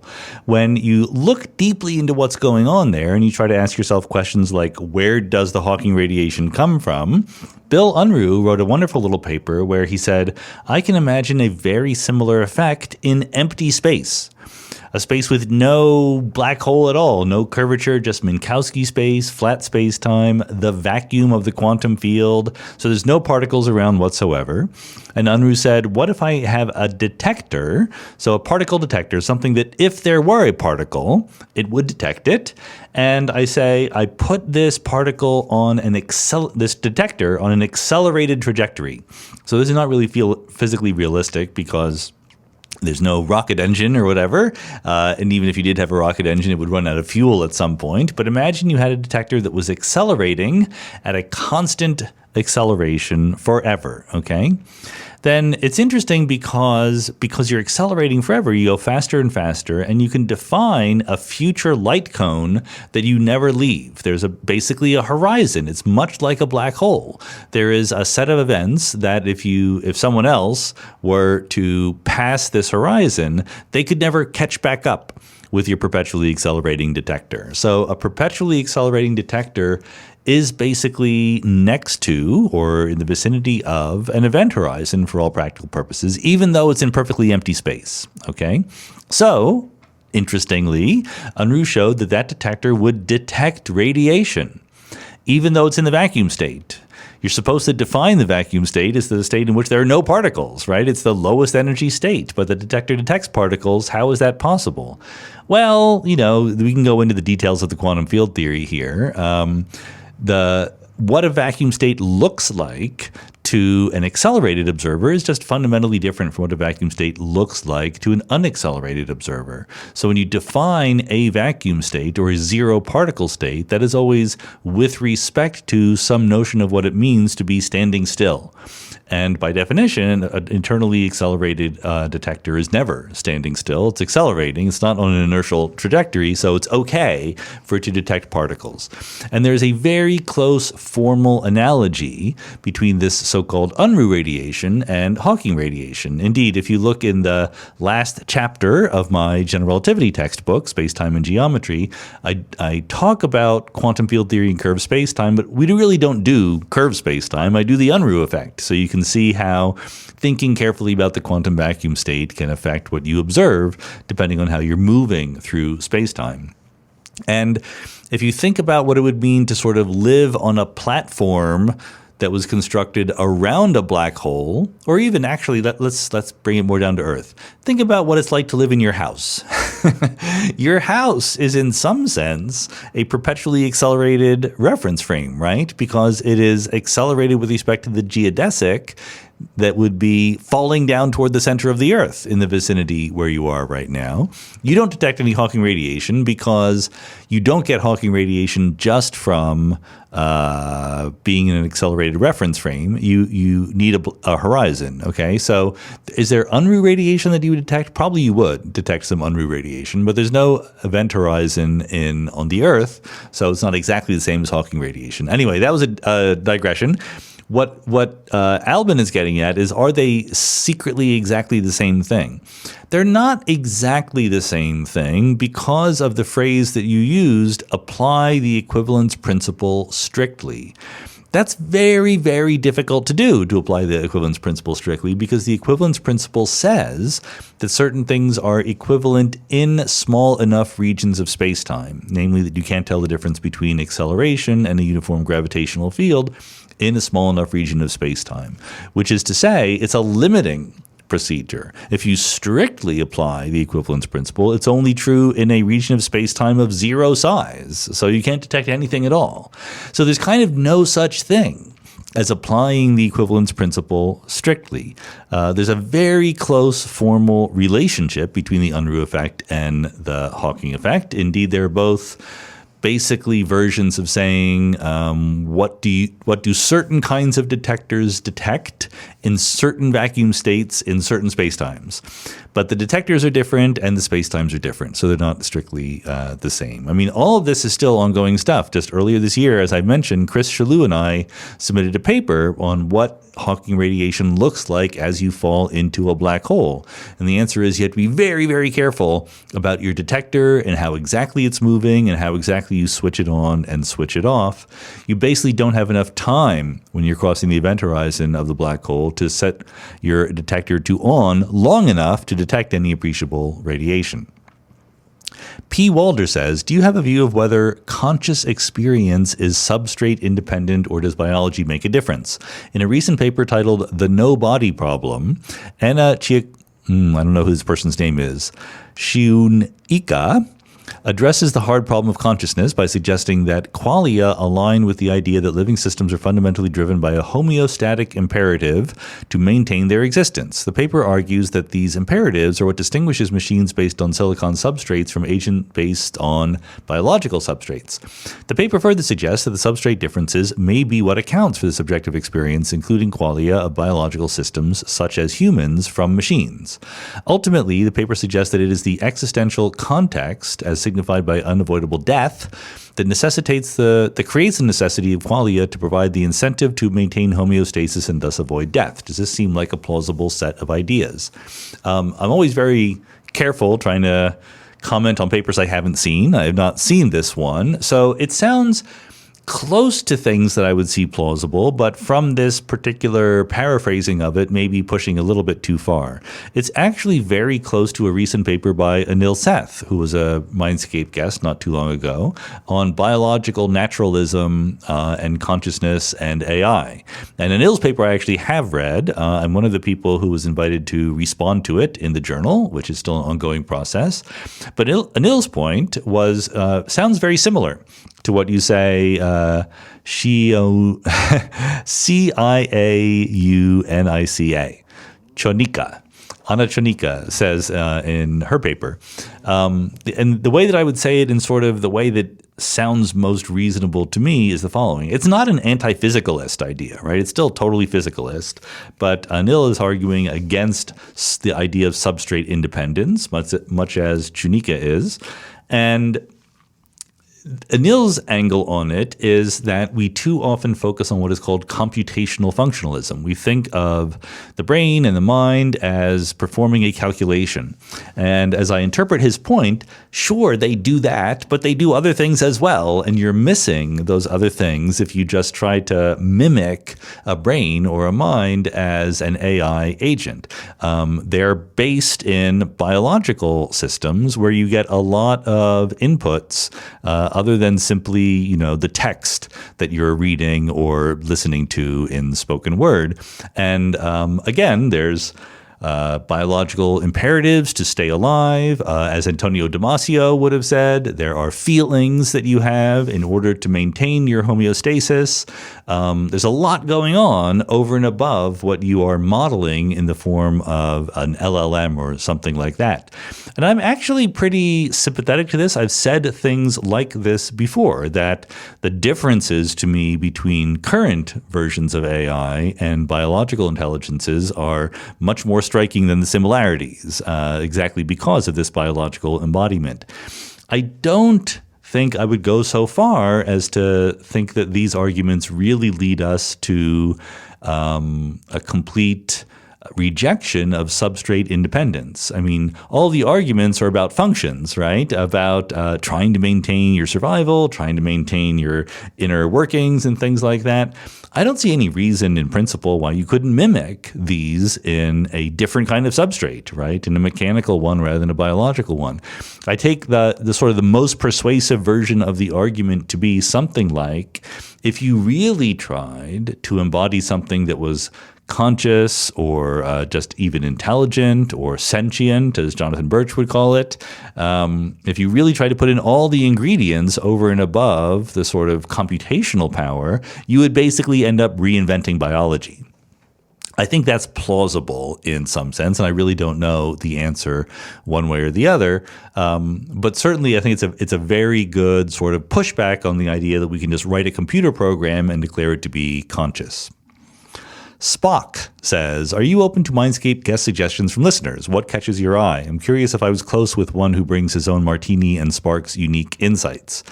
I'm 100% in favor of suggestions of guests to Mindscape from listeners. Several, I don't even know what the list would be, but certainly several actual guests have been because a listener suggested them, and I looked them up and said yes. There's an enormous number of factors that go into me picking guests. There's lots of guests out there, and many good ones who I'm sure I've never even heard of before, so that's why I like to get suggestions. I get a lot of suggestions already, so if you make a suggestion and I don't follow up on it, there is a limit on how many I possibly can, so don't feel bad. But look, I'm looking mostly for people who have ideas, and especially people who have actually created something with their ideas. Like if someone is just generally smart, able to comment on anything, things like that, that's actually kind of a turnoff to me if that's their claim to fame. I want to know what they've done. Have they written a book? Have they pioneered a field? Did they make a discovery or something like that? The substance of it is much more what I want to talk about. I like talking to academics, but certainly I'm not limited to that. Something like the martini thing, I just had a podcast about cocktail theory, and the thing is, as soon as I have a podcast, I always get a bunch of suggestions of somewhat similar podcasts, not exactly similar, but along the same theme. But you should know that's exactly what I don't do. If I've just had a podcast, I'm probably not going to do a similar topic for a while, usually, especially if it's a quirky, fun topic like cocktails or whatever. Potential guests have to be people who are good at being a podcast guest, ideally, right? Which means that, they know their stuff, but also they're good at explaining it. I can get them for an hour and a half to talk and things like that. So there are many things that go into it, but sure, absolutely send your suggestions along through comments on Patreon, through comments on preposterousuniverse.com or whatever. Moritz says, priority question. Does the fact that information needs to be physically instantiated in finite space pose a problem for determinism? E.g., could the Big Bang really contain all the information needed to determine the entire future of the universe? What's your stance on determinism and free will? So that's more than one question. You're not allowed to ask more than one question, even for a priority question. But I think there's a theme to the question that I will try to get into. I don't even know what it means to say the fact that information needs to be physically instantiated in finite space. I don't know why that is true, why I should believe that, whether it's true. I don't believe space is fundamental, so I'm not even sure I know what that means to say something like that. Could the Big Bang really contain all the information needed to determine the entire future of the universe? Yes. Why not? I mean, remember, the Big Bang in the classical theory of general relativity is a singularity that is just not describable at all. A moment after the Big Bang, the universe could have been infinitely big. So there's no limit. There's no obvious boundary on how much information you can have in the Big Bang. It seems like there's plenty. As far as determinism and free will is concerned, plenty of places to look up on the internet what my opinion about that is. I've written about it many times. It is that I'm a compatibilist about the two ideas. Eric Dovigi says, under what circumstances, if any, do you believe that violence is justified in combating institutional evil? Quick example, if a gas company were about to drill in a pristine natural area and the project was certain to destroy a great deal of wildlife, what criteria would the situation have to meet for me to be justified in blowing up the gas company's infrastructure? I think that there is, on the one hand, there's no absolute prohibition against doing things like that, but I think that the preponderance of feeling should be that that's usually almost always a bad idea. Violence to achieve political ends is exactly the kind of thing that can be kind of romantic and attractive to the right kind of person under the right kind of circumstances, but that doesn't mean it's effective. And what you have to do is think about, number one, are you 100% sure, or at least as metaphysically close to that as you can get, that you have correctly judged the moral calculus here before you start blowing up some infrastructure and potentially injuring people? Are you absolutely convinced of the correctness of both the physical facts on the ground and of your personal ethical weighing of what would be good and bad? But then, much more importantly, and also much more difficultly, what will be the consequences of your action? Is the gas company going to stop being a gas company because you've blown up some of its infrastructure, or will they just raise prices on gas? Will you very dangerously set a precedent for increased violence and the justification of violence by people who maybe are not as morally correct as you? Remember way back when, very early in the podcast, I did this interview with Ed Watts, who is a historian of ancient Rome. And it's one of those podcasts that has absolutely stuck with me years later, and he talks about the decline of the Roman Republic and puts a lot of blame on the Gracchi brothers, these two aristocrats in ancient Rome who had the idea of assembling a mob to basically intimidate the Senate into doing what they wanted. And they didn't really get what they want, but more importantly, they set the precedent that when we don't get what we want, we assemble a mob. And that's a precedent that anyone can use, not just you. So when you start blowing things up to achieve some political aim, you have to realize, okay, now the thing to do to achieve a political aim is to blow things up. Right? And maybe the people who you don't agree with are going to agree with that strategy and start using it themselves. Again, I think there's just a huge bias or inclination that it's the last thing you should do. It can potentially be justified, but it's probably not as justified as you initially think. David Maxwell says, I just watched the NATO Secretary General publicly flatter the President of the United States like a scene from The Godfather. Of all the things to worry about right now, how much should we worry that world leaders must debase themselves to avoid U.S. enmity? Is it harmless diplomatic speak or something far more insidious?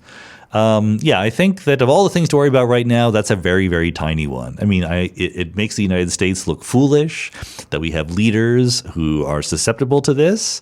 It makes the other leaders look foolish because they're doing it. But the looking foolishness is really just not something that is high on my list of worries, just because there's so many other more tangible things going on.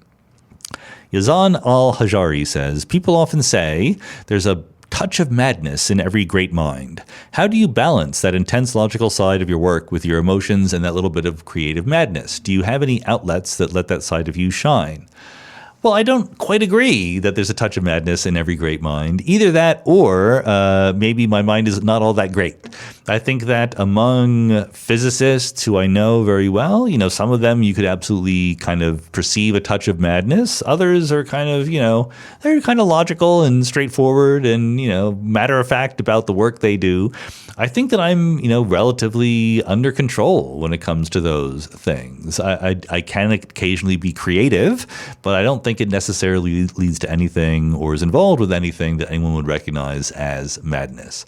Maybe that's just what a mad person would say, but that's my self diagnosis anyway. Henry Jacobs says, I'm troubled by canonical quantization. It's good to have people listening to Mindscape who are troubled by things like canonical quantization. I think that's just charming. It appears, Henry continues, that the process is, number one, write down a classical Hamiltonian as a real valued function of canonical coordinates. Number two, close your eyes and pretend that each of the Q's and P's are not coordinate functions, but are actually operators on Hilbert space, satisfying some specific commutation relationship. Now you have a quantum Hamiltonian.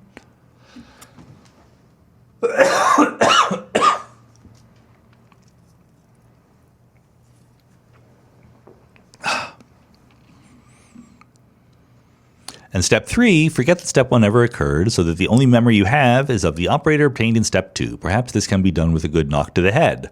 Seriously, this is the way? That's Henry's question. Apologies that this is a little technical for many of the people listening, but I'll try to be quick. And it's a really good question. It's a point that I often make. Yes, Henry, that is the way. That is what people do. But the justification for it at the end of the day is ultimately pragmatic, okay? There's two things you need to keep in mind. Number one, there is not an algorithm, a map, a well-defined procedure for taking a classical theory and making the one true quantum theory out of it, okay? There's just not a unique map from classical theories to quantum theories. For any classical theory, there are generally multiple quantum theories that kind of resemble it. For some quantum theories, there are no classical theories that it comes from. And for some other quantum theories, there are multiple classical theories that it comes from. So there's just not a good relationship between classical mechanics and quantum mechanics. And that is fine. There's no reason why there should be. What there is, when you are lucky, is a classical limit of your quantum theory. So you start with a quantum theory, and in certain circumstances, you can show that you get classical behavior out of it. In others, you can't. If you have a single qubit, there is no classical limit to that. But when you have a big macroscopic collection of stuff, there might be. But that's okay if what you keep in mind is ultimately I just want to find a quantum theory and test it against experiment. This procedure that you outlined is not supposed to be some airtight procedure for finding the correct quantum theory. It's just a way of getting a quantum theory, and then you have to ask yourself if it works, okay? If there's another way of getting the quantum theory, then use that. The nice thing about canonical quantization is that if you do all of this magic that you just talked about, then usually in well-behaved circumstances, the classical limit of that quantum theory that you get will be either exactly or very close to the classical theory that you started with. I don't know a theorem that says when exactly that happens and when it doesn't, but something like that is often the case as a matter of fact. So it is sort of not quite legitimate from a purely logical point of view, but it works in practice, and to physicists, that's usually what they care about. George says, I teach high schoolers physics and math, and I'm often met with why questions about the fundamental nature of the world. Why is the mass of an electron what it is and not something else, for example? I don't fall into the camp that physics only answers how and not why questions. However, when the why questions apply to something sufficiently fundamental or seemingly axiomatic about our universe, I really struggle to come up with an answer that satisfies the itch that accompanies such a question. How would you respond to these questions in a way that a student might walk away satisfied with the answer? Well, first I would say insisting or even aspiring that the student walks away satisfied is too high of a standard. You can never guarantee that students are going to be satisfied, even if you give people an entirely correct answer, because what counts as satisfying to them might be impossible for you to quite reach, or might not be true. Maybe the world is not satisfying to them. When people ask about why questions in physics, I think you are completely correct that it is wrong to think that physics only answers how questions and not why questions. That's one of these simple bumper sticker mottos that does not hold up to any scrutiny at all. Physics is answering why questions all the time. But at the same time, it doesn't guarantee you an answer to every why question. There can be in the world brute facts. There almost need to be. If you imagine there could be different possible worlds, and there's a question of why do we live in this world rather than another one, that's a brute fact right there. The weird thing is that when it comes to fundamental physics, we often don't know whether a specific question is answerable, a specific why question, whether a specific feature of the world has a reason why or is just a brute fact, okay? The mass of the electron is exactly in that category. It is, on the one hand, perfectly respectable and frequently done to try to create theories that predict the mass of the electron. Not exactly the mass of the electron, because that's a dimensional number, but something like the ratio of the muon mass to the electron mass, okay? You can try. You can absolutely do it, and maybe you succeed, and then you've done it. You've explained why. But you can't demand ahead of time that there is an answer. You have to say, well, we're going to try. If we win, that's great. If we don't, we accept it. Ultimately, what nature is the final answer, not what we want nature to be. Folkman says, I was thinking about the inevitability of the development of highly intelligent life forms on Earth and in the universe. Under what evolutionary conditions will it develop? Dinosaurs reigned supreme on Earth for almost 200 million years, and as far as I know, never developed advanced intelligence as we understand it. Had it not been for the asteroid that led to their demise, they might still be ruling Earth, and mammals, ultimately primates Homo sapiens, might not have had the chance to flourish and develop intelligence.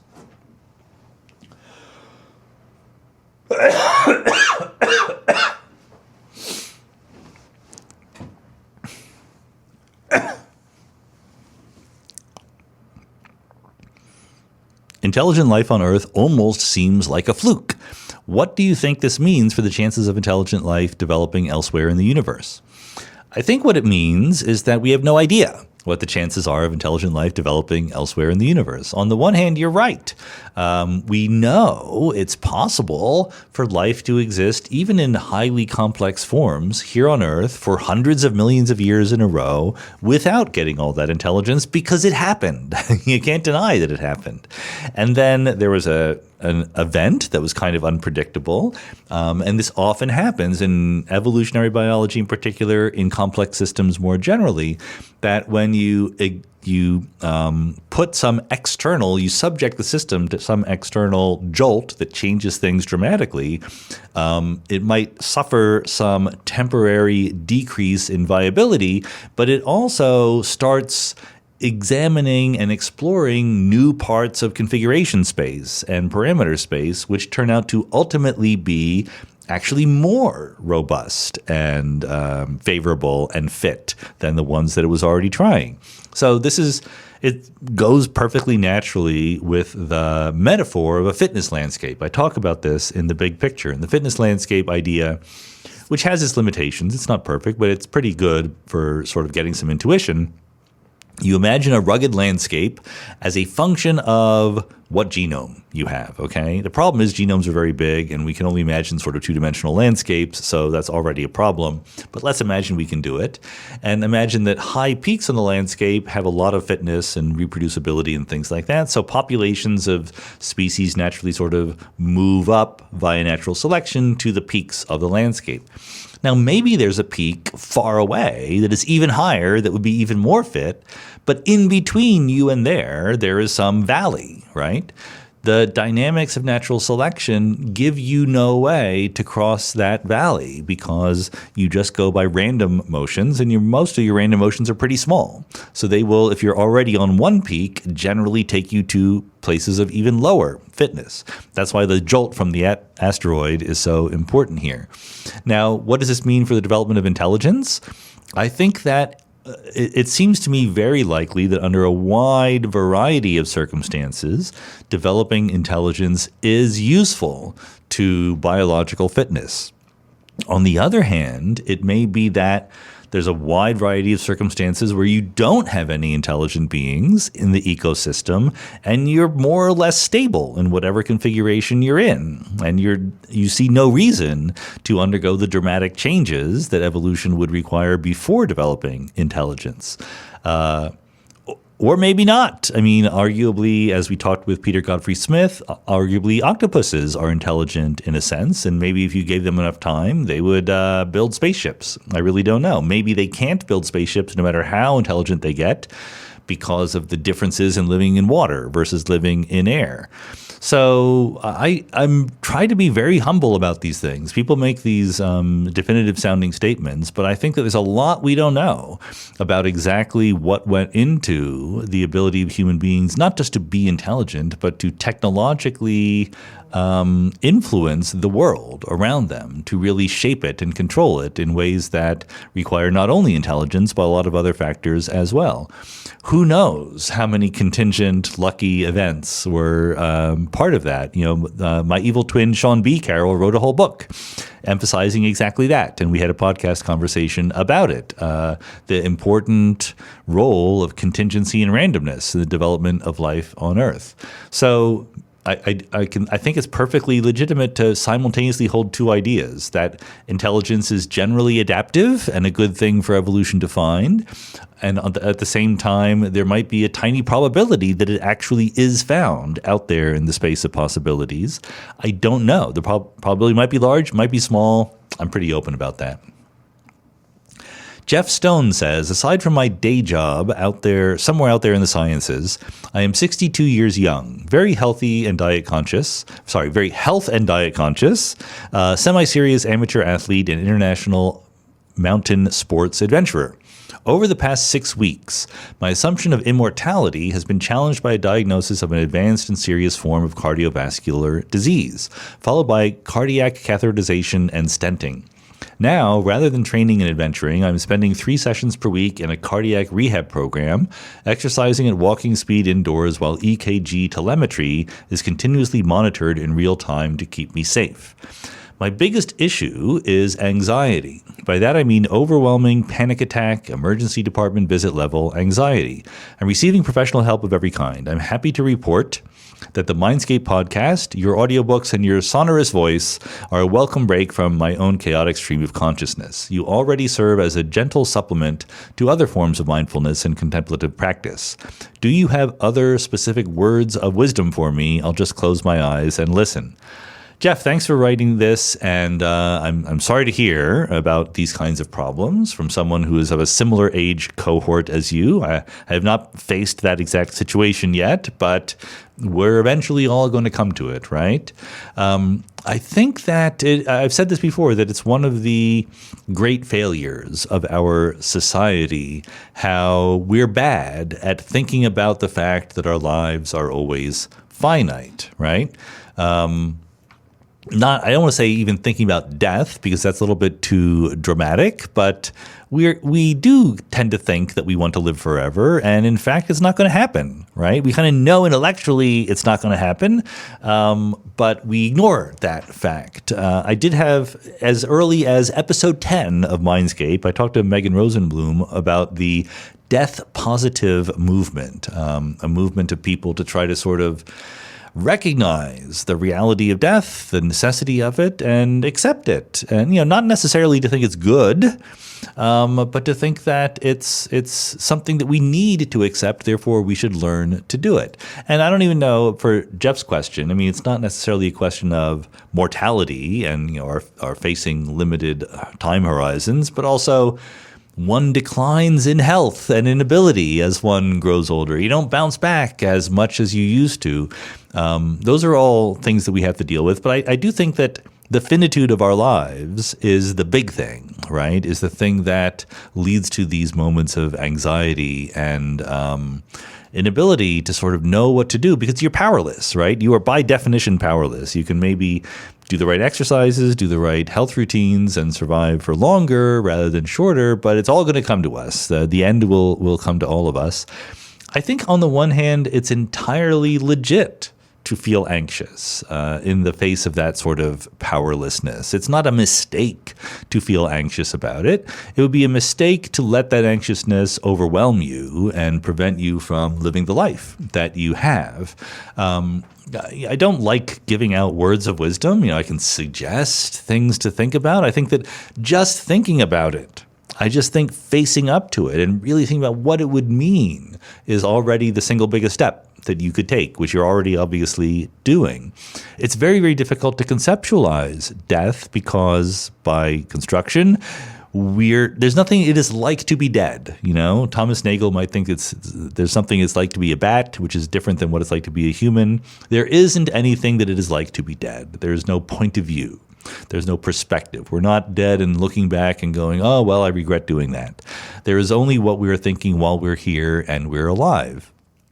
And, very few of us really think, some will eventually come to the point, but most of us do not think, yeah, I've done it all, I'm done, right? Like there's more that you want to do. There's more fun you want to have, more people you want to talk to, more things you want to learn, whatever it is. So it's entirely okay while you're alive to feel like, at the very least, annoyed, irked by the fact that you can't, in fact, be immortal and live forever. I do think that once you accept or come as close to accepting as possible the inevitability of your eventually not being here, that helps make your mental attitude toward that reality a little bit healthier in some very real sense. You can think about, okay, have I been doing in my life the things that I maybe not everything I wanted to do, but the kinds of things that near the end would make me relatively satisfied with the life I've led? Of course, we all have ups and downs. No one is going to make all the right choices all the time, but we can come closer or less close depending on the choices that we actually make. And, are there still yet good things that I can do for myself or for other people to try to sort of think about the people who are no longer with us. Mindscape's been going around long enough now that several former Mindscape guests have died since we started it. And I think of them very, very fondly, right? And, I would like to be thought of fondly after I'm gone, but I don't care that much because I'm going to be gone. But you can think while you're alive about whether or not the life you've been leading is one that other people will think fondly about, I'm always, in the face of things you can't change, I'm always interested in thinking about the things that you do have some influence over or control over. You don't have any influence on whether or not you will live forever. That is not something that you can control. What you can control, or at least influence in some way, is what you do with the life you have, both, at the moment and in whatever future moments we each have. Is that helpful or useful information? I have no idea. I suspect it's very, very personal. I suspect that different people are going to react differently and think differently and have different useful strategies for coping with the inevitability of the end of our lives. I'm just going to repeat myself. It's not easy. It's not supposed to be easy. There's no simple answer. We're all going to deal with it in our own way. And it sounds like you're dealing with it in an extremely mature and good way. So congratulations to you. I hope that you get to keep treating it that way for several decades to come. Rod Edgerson says, does the rise of masked ICE terrorizing Americans and our guests concern you? Does the multiple murders, arrests, and censuring of elected Democrats concern you? Yeah. I mean, obviously, it concerns me enormously. What can I say? I think that we are it's impossible to be too alarmist right now, basically. I mean, if you said 10 years ago, like, here is a bunch of things that if they happened, I think it would be a warning sign that our democracy is eroding and we're descending into totalitarianism. Many of them have happened. Just indisputably, the huge budget that was just passed for ICE, for non-Americans, that's what does ICE stand for? Immigration something enforcement. Who cares what it stands for? The ICE people are like a paramilitary police force with very little structure or control or limitation that is part of the federal government. And they've been, for those of you who are outside the country, maybe not following the news, without any coordination with law enforcement or whatever. These people dress up in sort of ridiculous outfits, wearing masks, no badges, no identification. Often they put on camouflage, even if they're in the middle of a suburban shopping mall. And you're thinking, what in the world are these people thinking? They're dressing like they're in Fallujah and they're in Des Moines and carrying high-powered weaponry. And they pick up people and put them in vans and take them away. How can you not be scared by that? As Rob says, Democratic politicians, and they don't even need to be Democrats. I'm sure that the administration would be happy to arrest any politicians they didn't like. They're not randomly arresting politicians, but there are politicians who are trying to do their jobs by, for example, investigating detention centers, and they're being arrested for doing it by this weird paramilitary organization.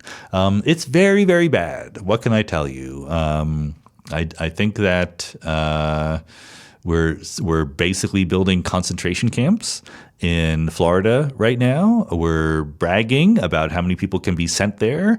We're inventing new rules where you can be an American citizen, but they can take that away from you by various strategies, and there's no recourse to due process. They make fun of the idea of due process. They say if you had due process, we couldn't arrest and deport all these people nearly as easily as we were doing. It's terrible. It's going to be historically a black mark on the United States of America for centuries to come, whether or not the United States survives as a democracy. So yes, I am concerned. I'm not quite sure what to do about it.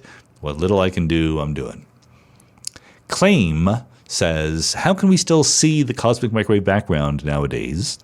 Why aren't all the photons already absorbed or moving away from us like everything else? Well, moving away from us like everything else, it depends what direction you're pointing in, right? The photons are redshifted since they were last scattered, I guess is the right way to say it. But remember, or let me tell you, the cosmic microwave background comes to be at a moment called recombination, which is not quite a moment. It's an era. It's a sort of smooth, gradual process around 380,000 years after the Big Bang, when the universe becomes transparent because electrons and protons finally hook up to make hydrogen atoms. And it's not a place, the cosmic microwave background. It's a time. It's created at a time. It's created everywhere in the universe. So starting from now, I can just ask the question, if I trace backward in time along a light ray, will I eventually hit that moment of time? Yes. Yes, I will. And that's where the cosmic microwave background photons come from. Now, why aren't they all absorbed? Because space is mostly empty. and transparent, right? That's why if you look into the sky, it looks black rather than glowing bright. If we lived in a cloud of interstellar gas and dust that was opaque, then indeed all the photons would already be absorbed. But most of outer space is not like that. It's not perfectly transparent, but it's pretty darn transparent. Ted Anderson says, did Robert Frost suggest an answer to Princess Elizabeth? Princess Elizabeth challenged Descartes to provide a mechanism for downward causation. Parenthetically, this is Sean talking now. This is an incident that is talked about in my book, The Big Picture. So Tad goes on to say, Robert Frost's poem, The Road Not Taken, seems to me to suggest an answer. Two roads diverged in a yellow wood, and sorry I could not travel both, and be one traveler, long I stood. A thinking being encounters this situation all the time. This is Tad again, not Robert Frost. A decision must be made, left or right. And Tad, you've added a lot of words to your question, so I'm editing you. Word to every future question asker. If you don't want me to edit the question, keep it short in the first place. In the moment of the poem, the microstate is set, but both choices still seem to be possible. Indeed, both choices are possible in that moment if we simply posit that more than one macrostate can be compatible with a single microstate. How do you know that a given microstate can never be compatible with two different macrostates? Is this a requirement of physicalism, or is it separate additional proposition? Can it be tested even in principle? So I think that you have this a little bit backwards when you say, in the moment of the poem, the microstate is set, but both choices seem possible. The reason why both choices seem possible is because the microstate might be set, but it is not known. And it is certainly not fixed by the macrostate. What you know is the macrostate. You know, here's a person, they're facing a fork in the road, etc., two paths diverging in a yellow wood. And what are they going to do? Okay. It might very well be the case that there's a specific microstate of the person facing this choice, which if you knew it and you had perfect calculational ability and knowledge of the laws of physics, you could say exactly what that person was going to do. They would go either left or right. Okay. So both choices would not be possible given all of that knowledge. But the reality, and this is the reality not just for Robert Frost, but for all of us, is that we don't have that microscopic knowledge.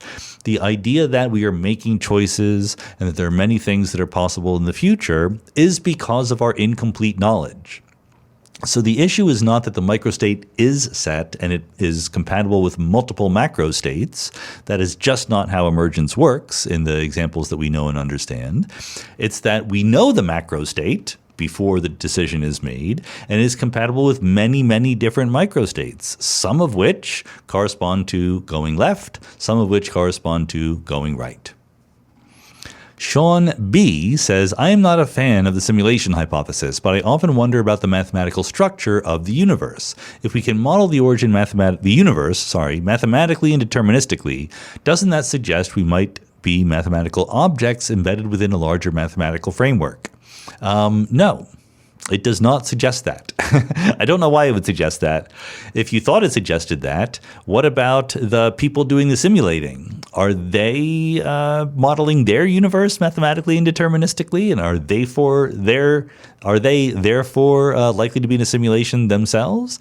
I don't think that there's any connection between the success of mathematics in describing the universe and the possibility we live in a simulation in either direction. So I don't think that if there were, let's put it this way, if I did a simulation, I could easily inject into the simulation all sorts of violations of mathematical regularities and so forth. So that's completely compatible with living in a simulation. And the other way, the fact that there are mathematical regularities, I don't see a need to explain that by referring to a bigger simulation.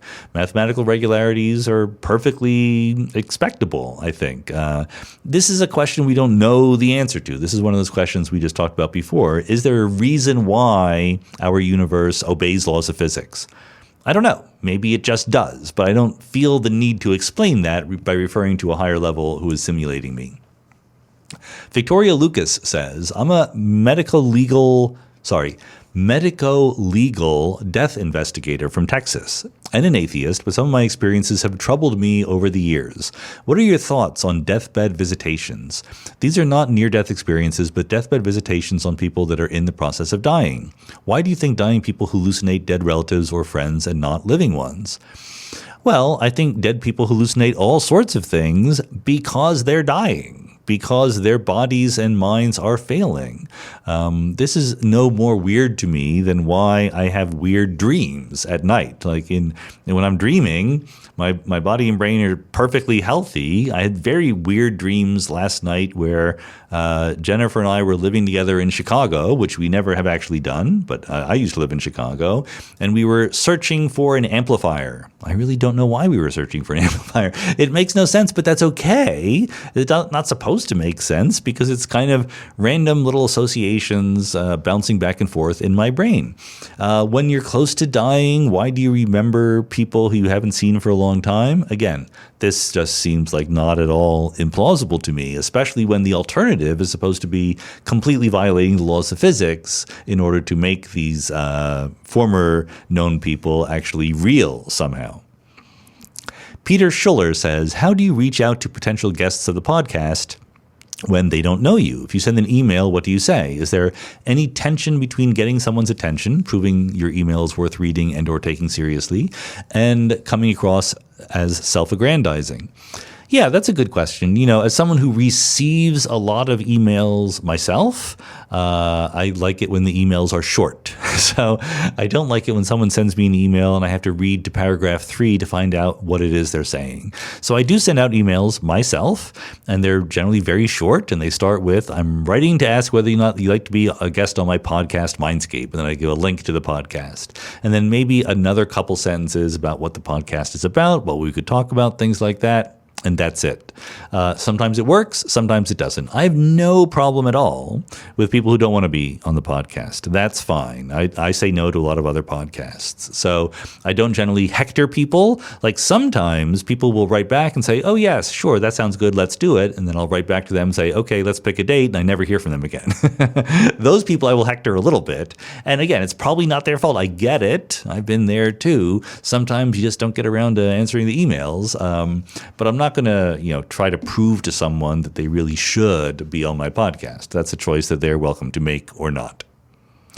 Joe Siebert says, I think I subscribe to the notion that you can't derive an ought from an is, but then I wonder, where do oughts come from in the first place? Is there any kind of study of the nature of oughts that might point us towards some actual universals or near universals about morality?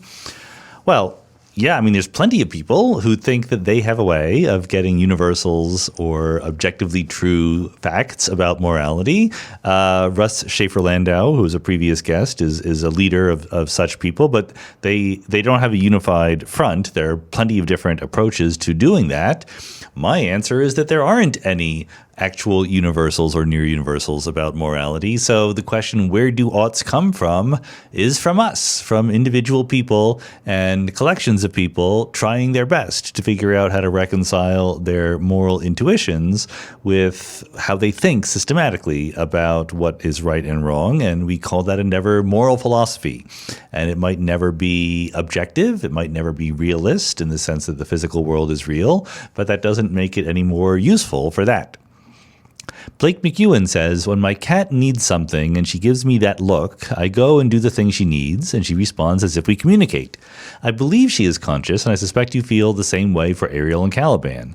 Where do you think the rock bottom is for consciousness? Clearly not a rock, but maybe bacteria.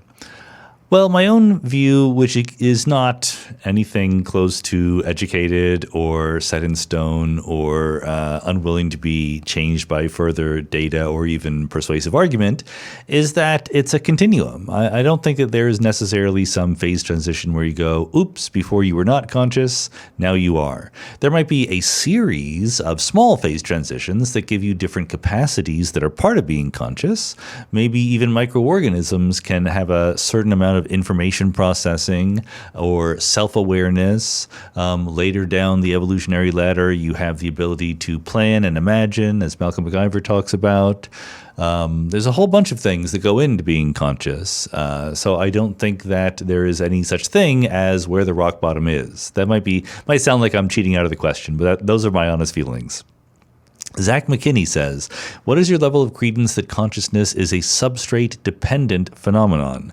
You often describe consciousness as an emergent property of information processing physical systems.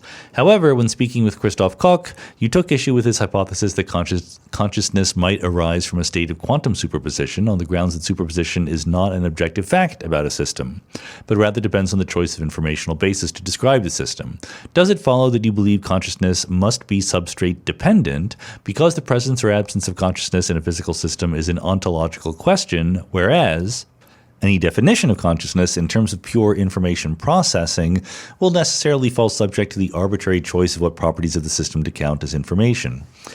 Well, no, that's not quite the argument I would give. I think that the quantum mechanics thing is a separate thing. Quantum mechanics is kind of special in this fact of superpositions and the fact that superpositions are not objectively defined, but rather relative to a basis. There's a lot, I'm not quite sure exactly how to describe, how to respond to the various points in the question here. Is consciousness ontological? Consciousness is a property that physical systems can have, and whether or not we choose to ascribe consciousness to them depends on the usefulness of that. I mean, this is the pragmatist in my philosophy coming out. What good is it to describe something as conscious or not? Does saying that tell you something useful? Can you do something that is predictably correlated with what is happening in the world on the basis of that piece of information? So I'm agreeing, I guess I would agree that I've been persuaded by the arguments we talked about earlier in the AMA from Anil Seth and others that there is more to consciousness than information processing. But I don't think that that takes it as far as saying it's completely substrate dependent. Maybe it is easier to imagine it happening in certain kinds of substrates, biological, for example. But if it's not pure information processing, then I still don't see any obstacle to reproducing whatever are the features of consciousness in all sorts of different substrates. At the very least, I could imagine building larger objects, macroscopically big objects, that sort of interact with each other like atoms interact with each other, and therefore build a huge brain-like thing that was more or less conscious. It might take decades, eons, or whatever to have a thought, but I don't see the obstacle to that as a thought experiment. So I'm not willing to go so far as to say that consciousness is inextricably dependent on a substrate, but it might be, as a matter of practice, that biological substrates are just much more likely to get there. Brent Meeker says, why isn't there more interest in CP or T violation? Time reversibility is often invoked in physics thought experiments and Boltzmann brain puzzles, but CP violation says it is not time reversal invariant. It turns out, as you can read in various places that I've written, like From Eternity to Here, or one of the biggest ideas in the universe books, I forget which one it was, but it is time reversal invariant. It's just an accident of history that what we call T, the time reversal operator, is not the right one. What we should have called T is what we do call CPT. So for those of you who have no idea what I'm babbling about, in particle physics, there are three famous discrete symmetries. In fact, they are two-way symmetries, parity kinds of symmetries, that if you do the symmetry transformation twice, you come back to where you started. One is literally P, parity. You change right-handed coordinate systems for left-handed coordinate systems, or basically you look at the system in a mirror that switches right and left. Another is C, which roughly speaking switches particles and antiparticles. And another is T, which is time reversal invariance. You might think that knowing what time reversal invariance is a completely obvious thing to do. There's not a lot of choices that go into it, but you would be wrong. The correct statement is that there is always, in every deterministic set of dynamical laws, a transformation you can do that reverses the direction of time and is a symmetry of the system. The real important thing is information conservation and reversibility. When you have information conservation and reversibility, you will always have some time reversal symmetry.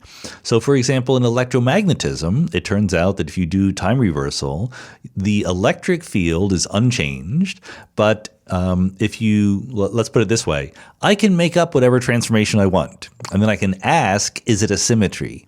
So if I do a symmetry where I just change t to minus t, time to minus time, that would not be a symmetry of electromagnetism, classical Maxwell's electromagnetism.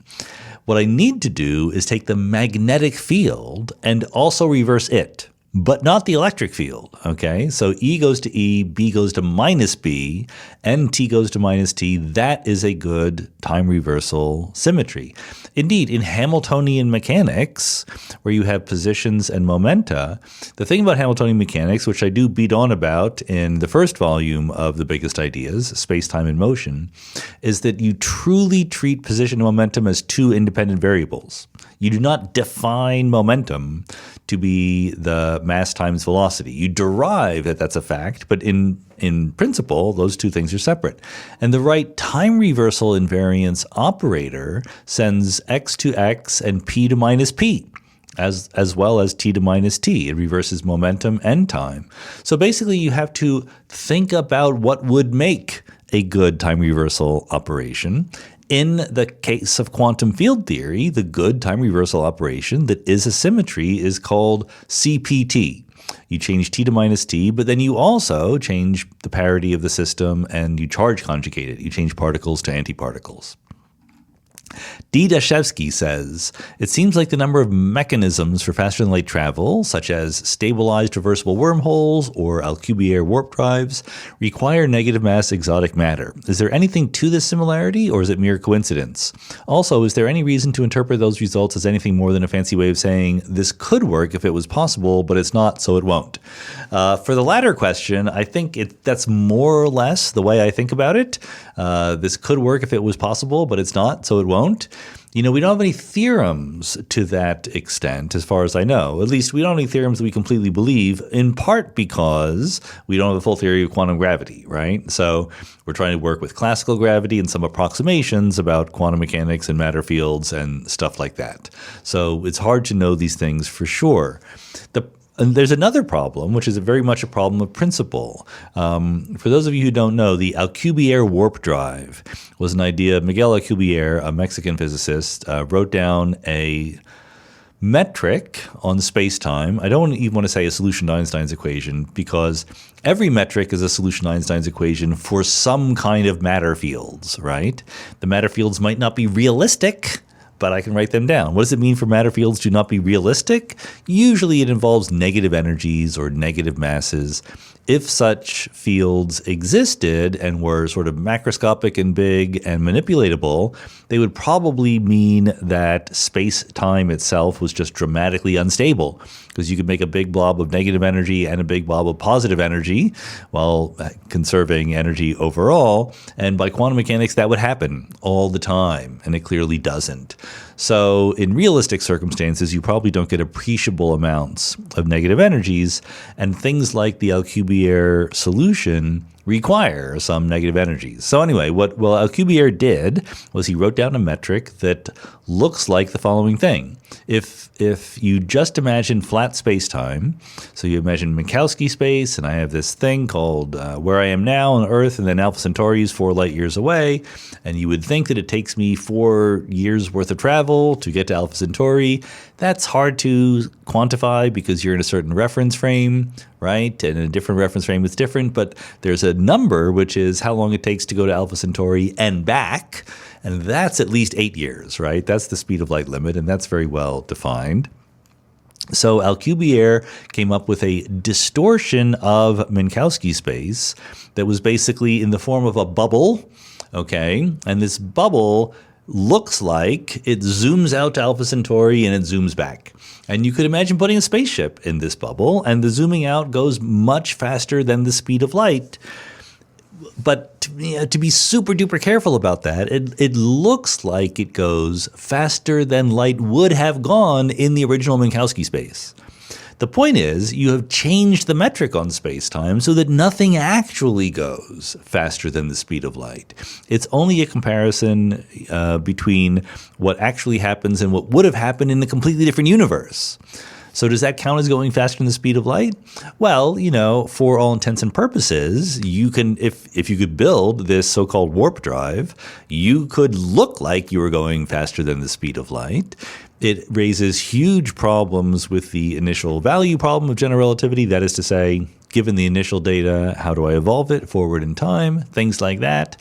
People debate about whether or not this is possible even in our imaginations, much less in reality. I personally suspect things would go very, very wrong if you tried to do it. So all of which is to say, the short version of this answer is, I am sympathetic to the idea that there is something physically completely infeasible about all of these suggestions about faster than light travel in practice. But because we don't know exactly how to define the problem, and certainly we don't know quantum gravity perfectly well, it's hard to know for sure right now. Callan McAuliffe asks a priority question. The Goldilocks fog conjecture posits that when the density of an evolving system's decision space exceeds its neurocomputational resolution, the inability to individuate its many choices is perceived as an illusory, edgeless sense of self, just as droplets form a fog. In other words, I reckon phenomenal consciousness emerges within an evolutionary window of cognitive blurring, outside of which the decision space is too easily parsed, either because it is very simple, too few droplets to form the fog, or because the modeling resolution is sufficiently advanced, capable of resolving the droplets in the fog. One implication of this is that a superbrain might be as conscious as a bug. Another is that I'm out of my depth. If I could, I'd frame this as a compliment to AST's modeling and perhaps GWT's architecture, but that's well beyond where my amateur insights runs out of road. Is there any merit to this idea? So the idea here, if I can sort of try to paraphrase it, is conscious beings, have a certain way of thinking about the world, and they also have a certain way of thinking about the decisions they could possibly make, right? And basically, there are too many decisions for them to actually completely understand what is going on, and therefore they have a feeling of making a decision, right? In other words, if you have no decision space, if you have no ability to even imagine the future, then you're not conscious. But also, if you have perfect Laplace-Demon knowledge of what's actually going to happen, so that there's a huge decision space, but you can actually perceive them all differently and know what's going to happen, then you're not conscious either. It's the fog, the Goldilocks fog conjecture, as Callan calls it.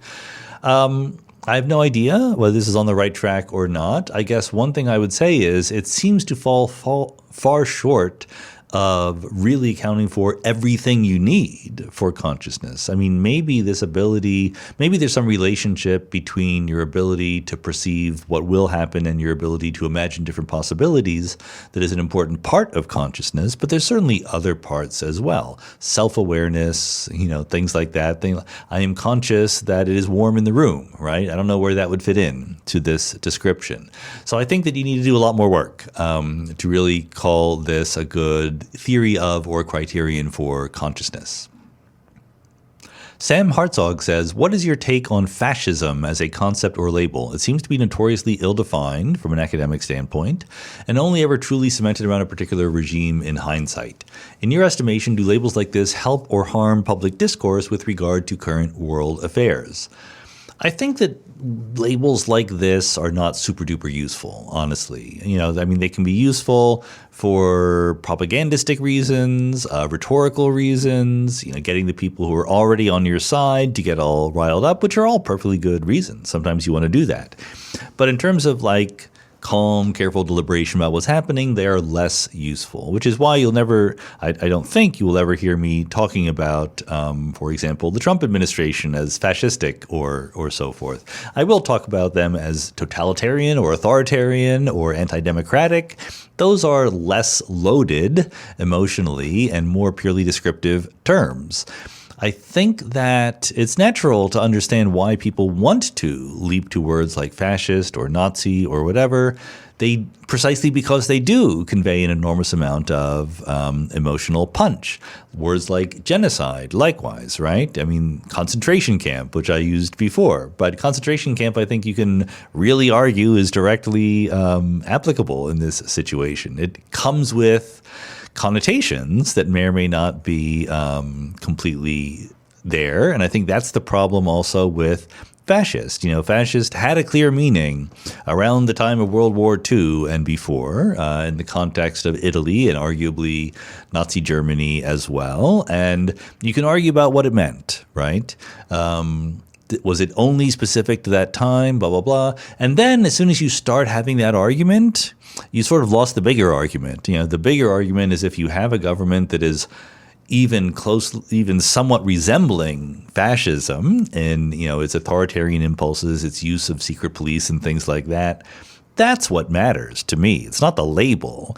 And as soon as you call it fascist, instead of arguing about the facts, about all these terrible abuses and worrisome actions on the part of the government, now you're arguing about the word. And it seems to be mostly not constructive if what you actually want to do is reach people who don't already agree with you.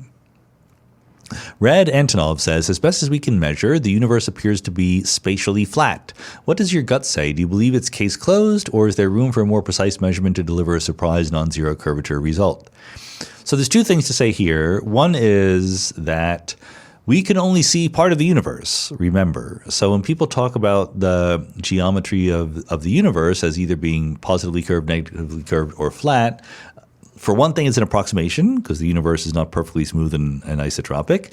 But for another thing, it only applies to the part of the universe we can observe. I see no reason to think that whatever is going on in the region that we do observe, it necessarily continues on forever into the region that we don't observe. So the very idea of the universe having a fixed, simple geometry is one that is only sort of applicable in a certain regime.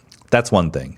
But within our observable universe, we do have an average curvature, and we've measured it, and it seems to be close to zero.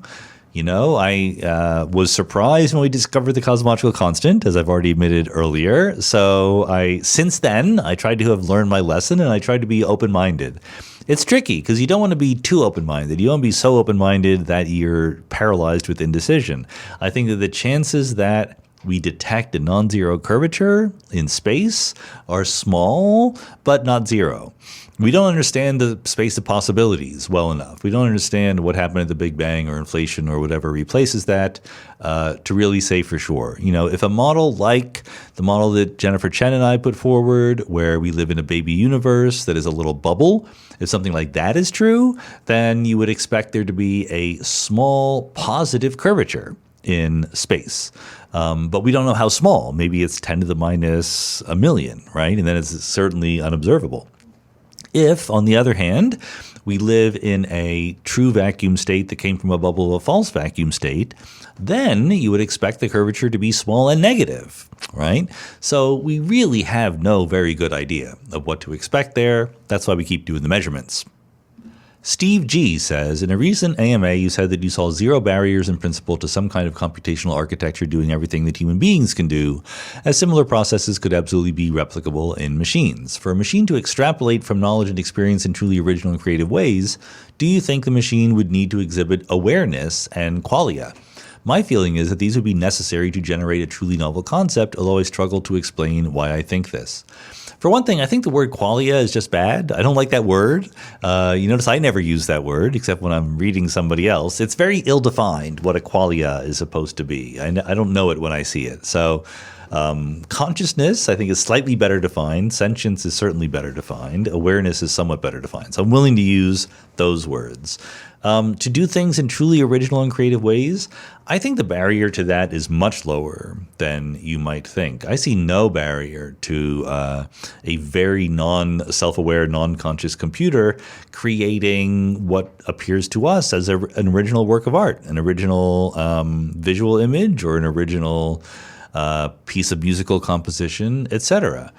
It might fall short of what you want for various reasons, but if all you're asking is original and creative, then no, I see no barrier to that at all. It might fall short in the sense that it lacks a certain history, a certain connection to human feeling and emotion and things like that, and that might be something that is hard to tell from the outside unless you actually know the provenance of the thing that you're thinking about. But no, I don't see any reason why things couldn't do that. So therefore, I cannot explain why you have that feeling. Sorry about that. Anonymous says, what is your gut credence that general relativity is a continuous smoothing of a statistical thing, like heat and fluids are a continuous smoothing of statistical things? Well, I truly don't know. That's a good question, except let me say my credence is extremely low that it is a continuous smoothing of a statistical thing exactly like heat and fluids are a continuous smoothing of statistical things, because I think that there's good reason to think that gravity is not local in a perfect sense, namely the holographic principle, ADS, CFT, things like that, things like we've talked about on the podcast before. There are reasons to think, admittedly only at the thought experiment level right now, not at the level of experiments we've actually done, but reasons through thought experiments to think that strict locality breaks down when it comes to quantum gravity. And if you think that the world is made of little things, which you then just average over some region of space to get more emergent, higher level kind of fluid description variables, that's a strictly local kind of behavior, okay? So I think that people get a little bit confused, and I think that this is why I think that things like causal set theory, loop quantum gravity, et cetera, are just on the wrong track. They're taking the locality of space and space-time far too literally. And I think that everything we've learned from black holes and holography and ADS-CFT points us in a different direction than that. So it might be that space-time emerges out of some fundamentally discrete thing, but those discrete things are not going to be located locally in space. It's not like this little cubic micrometer in front of me contains a certain number of little atoms of space-time or anything like that. Humberto Nani says, I love swimming, and I can watch hours of an open water event that for other persons will be boring, as I can appreciate tactics and strategies being deployed. Watching basketball is the opposite of boring, but not being a player, nor long-term fan, I feel I could use some tips on what to watch, either in the games or in the drafts. May you please share something that you like to latch a lot of attention into? I think it's a great question, because sports in general, or even many activities, many game-like activities like playing chess or playing poker, these are all examples of things where you can kind of get some appreciation for what's going on without a lot of expert-level knowledge. But if you do have some more detailed knowledge about what's happening, your enjoyment of spectating the activity becomes enormously greater. In the case of basketball, there's moments of action, there's some tough shot making, some dunking, some steals and whatever that basically anyone can appreciate the athletic prowess being shown, but there's a lot of levels going on. I think that if I were just to give one little pointer for going one level deeper than the most superficial, it's a very obvious thing, but don't just watch where the ball is. What we tend to do when we watch any sport is to watch the ball. If it's soccer, hockey, football, whatever, if we count pucks in hockey as part of balls in sports in general, that's the locus of our attention, right? But there's a lot going on elsewhere. In basketball, it's a little distorted since there's emphasis now on the three-point line. But what you want to do is you want to put the ball in the basket when you have the ball on offense and prevent the other team from putting the ball in the basket when you're on defense. And it's a basic fact that goes down to physics that it is easier to put the ball in the basket accurately if you are close to the basket. Again, the three-pointer gives you a little bit of extra reward for shooting a long-range shot, but still most teams are going to make some effort to get a shot at the basket as close as they can, right? And the other team, the defensive team, is going to try to stop them. So how do you do that? Famously, there's lots of different ways to do it. One way to do it is to sort of clear out and let a person go one-on-one. So if you have one person who is extremely good at dribbling and moving very, very quickly, then you would like them to, one thing you could do is just move everyone else, all of your rest of the players to one side of the floor and them to the other side, and then let them go to work. The problem with that is that there certainly are advanced, professional basketball players who can win one-on-one battles very frequently. But if that becomes your regular diet, the other team figures it out very quickly and sends more than one defender to stop you. And that's generally easy to do. There's nobody in professional basketball who can regularly score when two people are just defending them and not paying attention to anyone else. So the strategies become, how do you get your good shooters either shots close to the basket or at least shots where they're not being very closely defended. And that is where the strategy comes in, because you both pass the ball around to try to get it to people who are in one of those situations, or you bump into people. And this is what makes basketball fun. It's the setting of screens and running of plays. So setting a screen is when, and this happens in football and soccer and hockey. I don't know if it happens in soccer. I presume it does. Certainly happens in hockey all the time, where a person without the ball, well, let's put it this way. One person has the ball, and they're being defended by another person. And then a person on the offensive team just stands in the way of the defender. So the person with the ball moves to bring their defender to bump into the person that is called setting the screen. And then that gives them either a little bit of moment to shoot a long-range shot, or a little bit of opening to drive toward the basket. And then there can be layers on this, of course, right? You can hand off the basketball to someone who is moving your direction. You can get a little bit of open floor and therefore move toward the basket. And then some other defender comes toward you, and you can pass to the person who was being defended by that other defender. So it's really, the fun is in watching the teamwork of all the different players coordinate. And as far as I can tell, I'm not really super expert on this, but some fraction, depends a lot on the team and the coach and the players. There are plays, right, that the coach works out ahead of time with the players, and the coach can call out a number, or one of the players, generally the point guard, the one who brings down the ball, can call out a number that corresponds to a play, and then you run a play. Okay, you literally have every player on the offensive side in some predetermined location and do a predetermined motion. Or you can sort of run little half plays. So like rather than the coach calling out a specific play, the players can sort of scout the terrain, see what the defenders are doing, and they can run at what is called an action.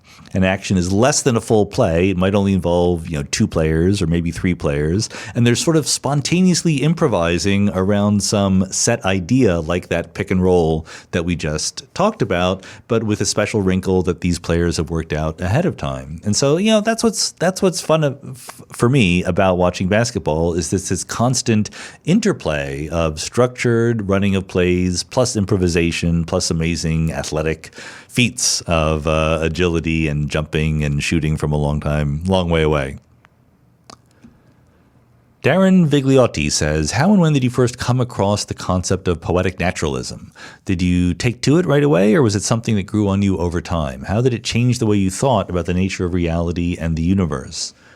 I'm someone who doesn't, well, let's put it this way. I don't remember epiphanies like that very much. I think generally I don't have such epiphanies. I tend to creep up on ideas that I agree with. I mean, people ask me, like, when did you start believing in many worlds, or when did you blah, blah, blah. It's always very gradual. And so there's no moment when I said poetic naturalism is the right way to do it. I gradually became a naturalist. I gradually learned about emergence and levels. I gradually thought about how to put them together. And eventually it was only when I was literally writing the book, The Big Picture, that I had to come up with a label for it. And people generally like the label. The professional philosophers who would be sympathetic to that kind of idea have responded positively. I do think that it would be nice someday to write a technical philosophy monograph about poetic naturalism. The Big Picture was an enjoyable book to write. I'm very proud of it, but it was a popular level book. It was aimed at a general audience. There's all sorts of details that one might want to flesh out in a more philosophically rigorous way.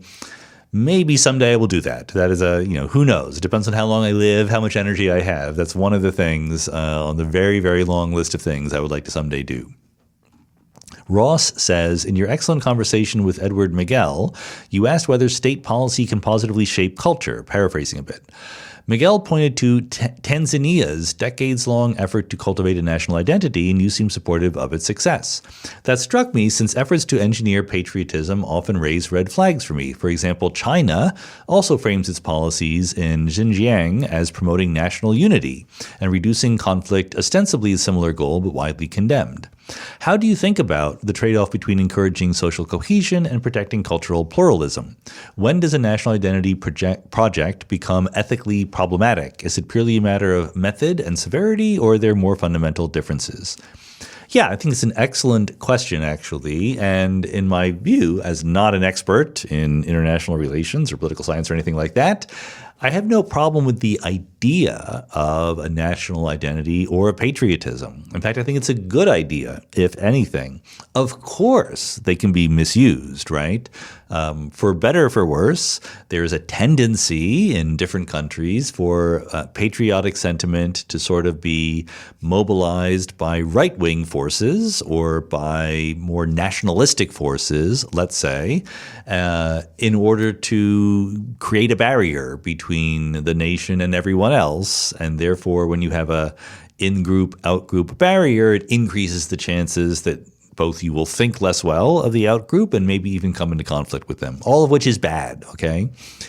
I do think that nevertheless, there are also benefits to it, especially if you're not at the level of superpowers, okay, or some of the wealthiest countries in the world where you're well established, we know who you are, and so forth.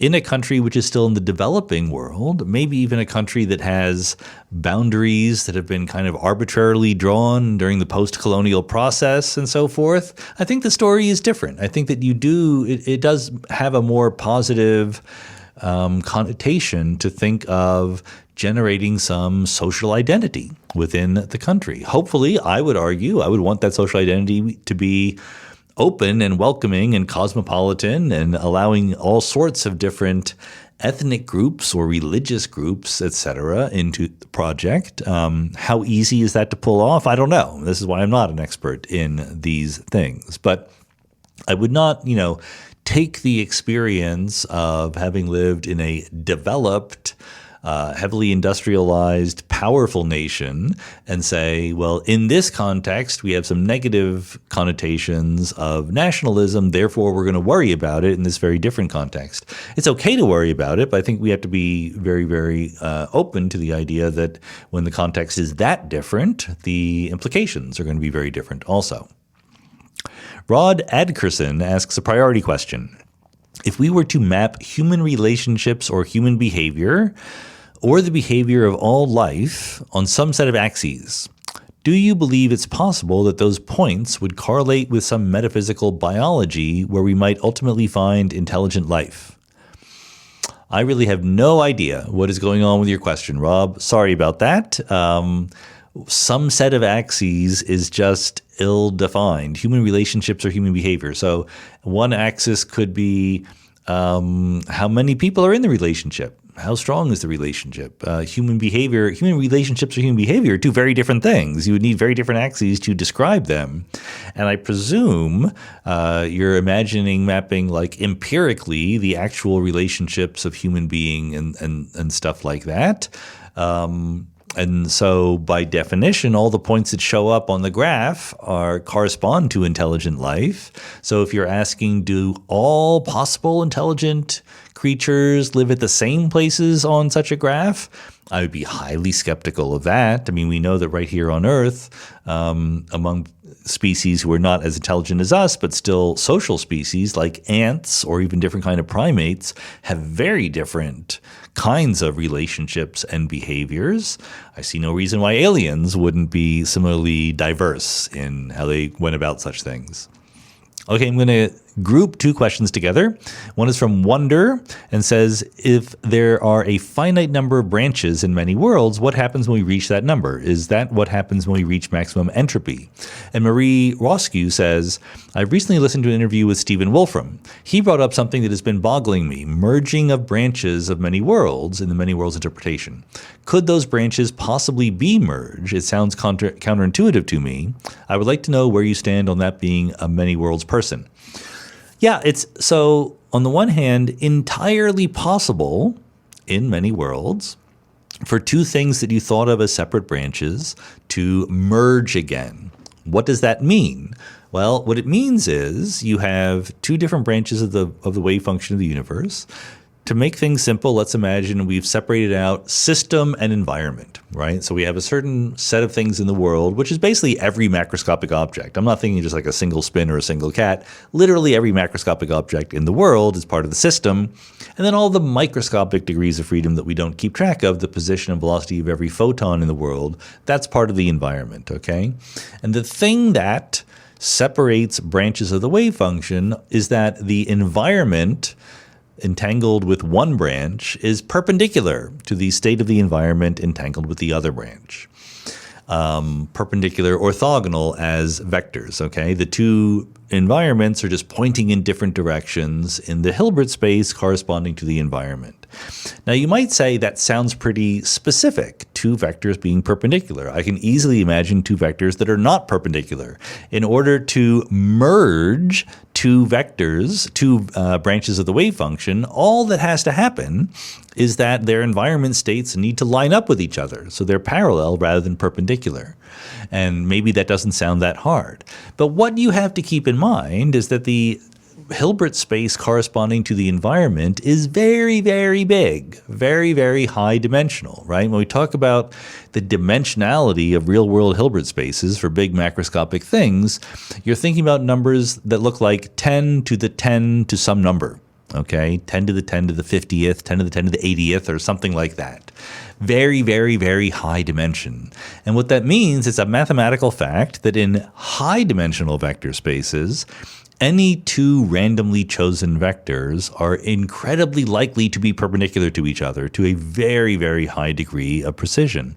And what is worse, the chances that those two vectors are going to line up and be parallel to each other is very, very, very, very small, more small than you would ever worry about happening. So in the real world, can branches recombine? Yes, in principle. Would it ever actually happen? No, it really, really wouldn't. At least not until, as Wonder's question gets to, we get far, far, far into the future and you approach something like thermal equilibrium, where basically there's not a lot of distinction between what is going on in one branch or another. And so everything sort of blurs together in one big thermal equilibrium thing. So that is kind of the maximum entropy heat death of the universe that we'll reach once every black hole has evaporated, etc. Then there won't be any principled way to divide the wave function of the universe up into different worlds. Mick Norden says, I work as a computer programmer for many years, but I was trained as an archaeologist and worked as an archaeologist for the first 7 years of my career. I know a lot of archaeologists who would desperately need help with writing programs for data analysis. Surely that is the same for a lot of physicists. Is there a way for people who are good in specific skills such as programming to get in touch with researchers who need help in those skills for their research? Well, I think it's not quite the same for archaeologists and for physicists. A lot of physicists will learn computer programming, or at least some bit of it, along the way as an undergraduate, graduate student, postdoc. And so those particular physicists who do a kind of research where computer programming is needed do it themselves, or get their grad students to do it, or their postdocs to do it, or whatever. There will often be people, depending on the situation, if you're an experimental physicist or you're part of a big collaboration or something like that, there absolutely will be people who are specially hired to do computer things, very often hardware things, but sometimes data analysis software things. In smaller areas where, like in my area where it's just me and a grad student and a postdoc or whatever, you don't hire an extra person to do that. You just get it done. So for those big collaborations that do hire data analysts or IT people or whatever, no, I really don't know how to get in touch with them, I'm afraid. I mean, I think you can look at job postings, right? Different universities have job postings very often, and different fields have job postings. So like Physics Today or different online resources will tell you what departments are kind of hiring different kinds of people. The online ones, the Physics Today ones, et cetera, those are mostly for academic level, postdocs and faculty members. But I think if you look at specific universities, they will generally try to post every available job opportunity. So you could check them out and maybe find one that fits what you're looking for. Pete Newton says, I'm wondering why there is such controversy over the initial low entropy state of the Big Bang. It was very hot, and all the fields were probably unified. It wasn't until it cooled a bit and more degrees of freedom emerged that entropy could start increasing. Please clarify this point for me again. Well, there's two things going on here. One is the most obvious thing, which is the answer to the question, which is that gravity matters in the early universe. Think of a box of gas, okay? The traditional thing to think of when you're talking about entropy and so forth. You think that a box of gas, if all the gas is squeezed over into one corner or something, that's low entropy. If it's spread uniformly throughout the box, that is high entropy. But in the box of gas, you're probably envisioning gravity among the particles in the box is not important.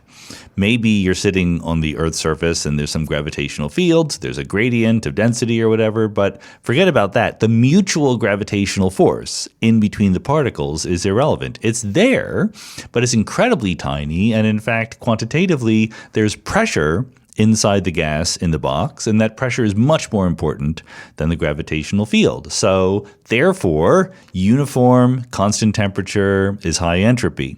But if the box in your thought experiment gets bigger and bigger, gravity becomes more and more important and pressure stays the same. So James Jeans long ago worked out this fact that there is something called the Jeans length, basically the size of the box, given the temperature and pressure and so forth, at which gravity will always win. And then gravity starts making things inhomogeneous. It starts contracting things together. That's even true in Newtonian gravity. Of course, in general relativity, you can go all the way to make a black hole. And a black hole is going to be much higher entropy. A black hole surrounded by empty space is much higher entropy than a smooth distribution of particles or fields or whatever. In the early universe, you have a lot of gravity. It's very, very dense. Okay, the gravitational field is very strong, and the box is as big as you want it to be in some sense. And so you can just run the numbers and show that the high entropy state would be one where you had a lot of lumpiness, black holes here, empty space there, etc. That is much higher entropy than what you actually have. So that's enough of an answer that is the right answer to the question. But there's another thing which is a little bit more subtle. When you say entropy could start increasing only when things cool down a bit. Well, that seems to imply, and it's not just you who think this, many people think this, but it's a little bit misguided because it seems to imply that someone from outside says it must have a certain temperature. What we're doing here is we're thinking about all the possible configurations of matter and energy in the universe at that time. One of the possible configurations is that everything is much more spread out and dilute and cool. Right? The fact that general relativity says space and time can expand means that you can't just fix the size of the universe at any one time and say, I insist that that be the state I'm looking at, if what you're doing is asking what is the highest entropy configuration. The physical system that is the universe today is the same physical system that was the early universe. It's just in a different configuration. So you should ask yourself, why was the universe ever hot and dense, much less why it was smooth? We don't know the answer to these questions, but this is part of asking why the early universe had low entropy. Mike VR says, I'm studying systems that maintain identity through complete component turnover, like how ecosystems persist across species changes or institution across personnel changes. These systems seem to constrain their own components while emerging from them. How does poetic naturalism distinguish between statistical regularities and genuine emergent constraints that have real causal influence? So I'm not sure that poetic naturalism has anything to do with this. I think this is just a question of self-organization and emergence, and I'm not quite sure how to answer it because you want me to distinguish between statistical regularities and genuine emergent constraints that have real causal influence. I'm not exactly sure what counts as a genuine emergent constraint. In some sense, if you're Laplace's demon and you can just know everything that is out there, even things that appear to be higher level self-organized things are really just the combined result of all sorts of tinier things doing their thing, behaving according to their dynamical laws. So I'm not completely sure there is such a distinction. I'm not quite sure what counts as a statistical regularity and a genuine emergent constraints. In other words, I think that it's important when you talk about the emergent level and think about it in terms of the smaller things to really pick a side. Are you talking about the microscopic dynamics, in which case it's not really fair to then add in emergent constraints, just as we were talking about the Big Bang just a second ago. You can't have this plasma of early universe stuff and say, no, I only want to look at a very dense, smooth early condition. You have to ask, what are all the conditions it could be in? Likewise, if you want to work at the higher level, at the emergent level, then you can do that, but then you just ask yourself whether there are higher level emergent laws that give you an adequate description of the system. You don't need to worry about what the microscopic constituents are doing. Yasser Abdul Amir asks a priority question, but then asks actually several questions, which you're not allowed to do, asking several questions. So I'm gonna try to take a couple of them that are on the same theme and answer those. How much proof-based mathematics do I need to understand in order to understand theoretical physics? How rigorous does my mathematical understanding need to be? When it comes to calculus, is real analysis important if my eventual aim is to understand theoretical physics, or would a sort of plug-and-play calculus suffice? This is a good question. When I remember when I was an undergraduate and I was an astronomy major, but I was taking all the physics courses that a physics major would take. And I also decided to take a real analysis course in the math department. And for those of you who don't know, there's calculus as we teach it to scientists, but then there's the calculus as mathematicians think about it, which is a higher level. It's not that you're better as a mathematician at doing complicated integrals or derivatives or anything like that. In fact, you're probably worse, because instead of thinking about that stuff, how do you actually do the integral of some function, you're thinking about the rigor and how you can prove that certain limits exist, and the topology of the real line becomes very important, and you're developing techniques for proving things with epsilons and deltas and so forth. Roughly speaking, that stuff is not that useful to the working theoretical physicist, but I can't say that for sure because it depends precisely on what kind of theoretical physics you end up doing. I have mixed feelings about learning mathematics as a physicist. On the one hand, all else being equal, the more math you learn, the better you are. Okay, there's no doubt about that. But on the other hand, not all else is equal. Maybe when you're spending your time learning that math, you're not learning physics that you could learn. Like maybe you think that this E&M stuff is not really important, or statistical mechanics, how important could that be, or whatever. And this remains true as you go past undergraduate to higher level things. So I think it's sort of an optional direction to do. I think it's going to depend on exactly what kind of physics you end up doing. Certainly many physicists don't need much more out of calculus or even mathematics more generally than a bit of complex analysis, the ability to actually do integrals, especially contour integrals in the complex plane, a bunch of stuff about series and linear algebra, maybe a little group theory, right? It's actually, by the standards of super high-level mathematics, not that much math that you really need. You just need to be very facile at it, and however you get that is up to you. Erkan Sertelli says, when talking about measuring the spin of entangled particles, I understand that the axis at which we measure is very important. What I don't understand is how two people at different places can possibly agree on which axis points in which direction. Yeah, this is a very good point that comes up in discussions of curved spacetime and general relativity. When I have in curved spacetime a set of axes in my laboratory, X, Y, and Z, and someone else has a laboratory far away with some curved spacetime in between us, there is no unique way to say that their axes are set up in the same way as mine. What there is a unique thing to do is to pick a path between my laboratory and theirs, and along that path I can parallel transport the axes, and then I can ask what would be the corresponding axes that I would set up by traveling along that path from my laboratory to theirs and bringing the axes along via parallel transport.